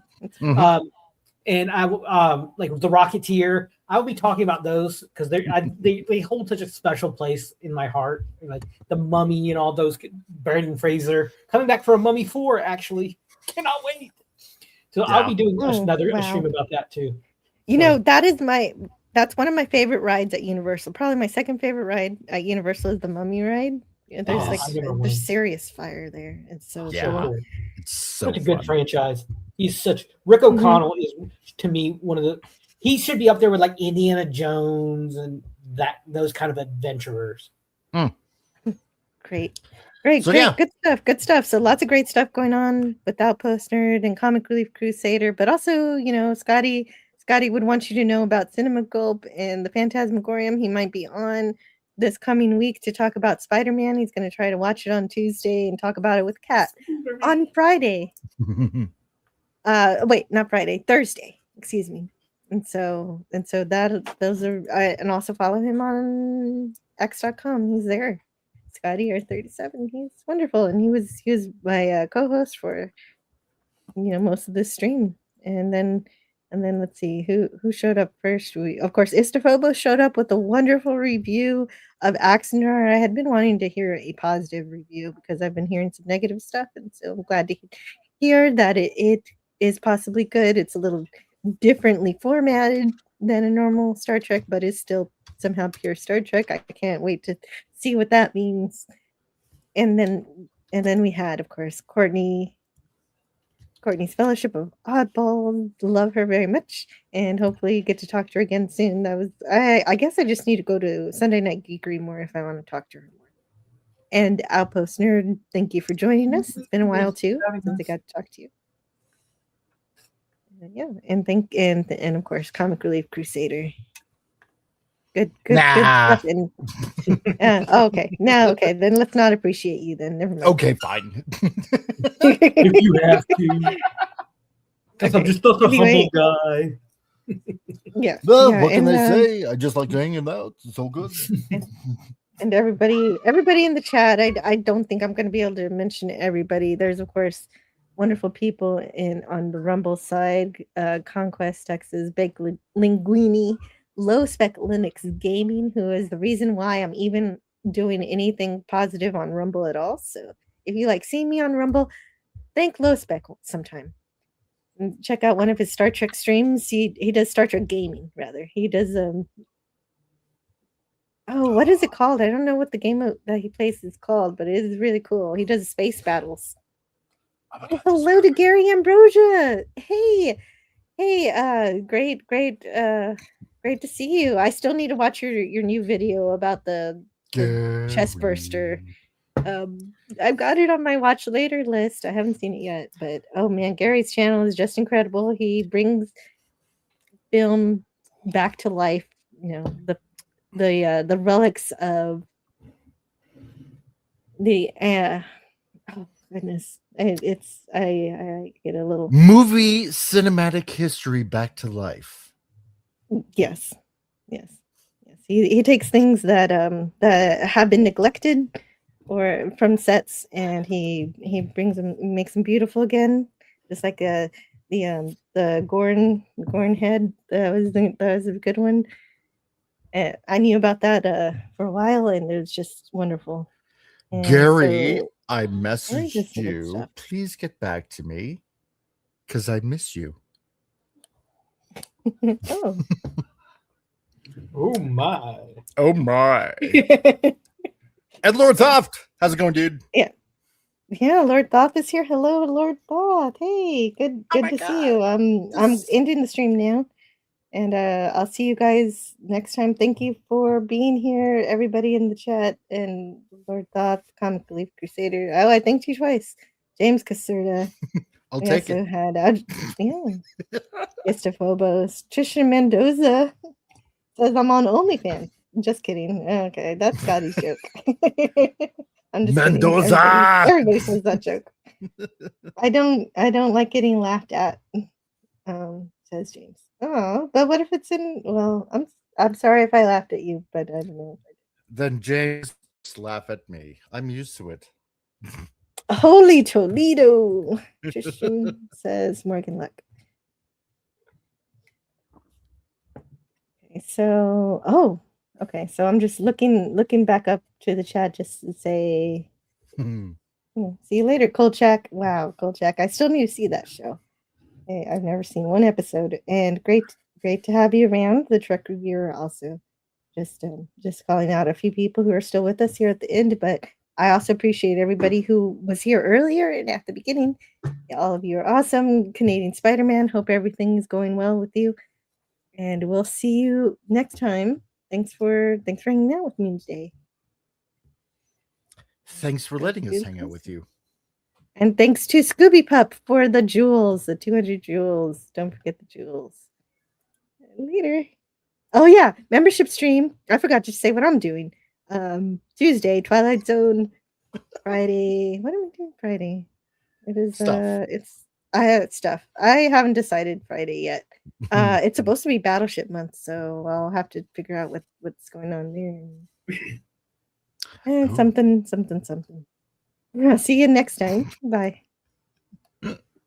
Learn all that is learnable. So I hope you learned something today. And the ways our differences combine to create meaning and beauty.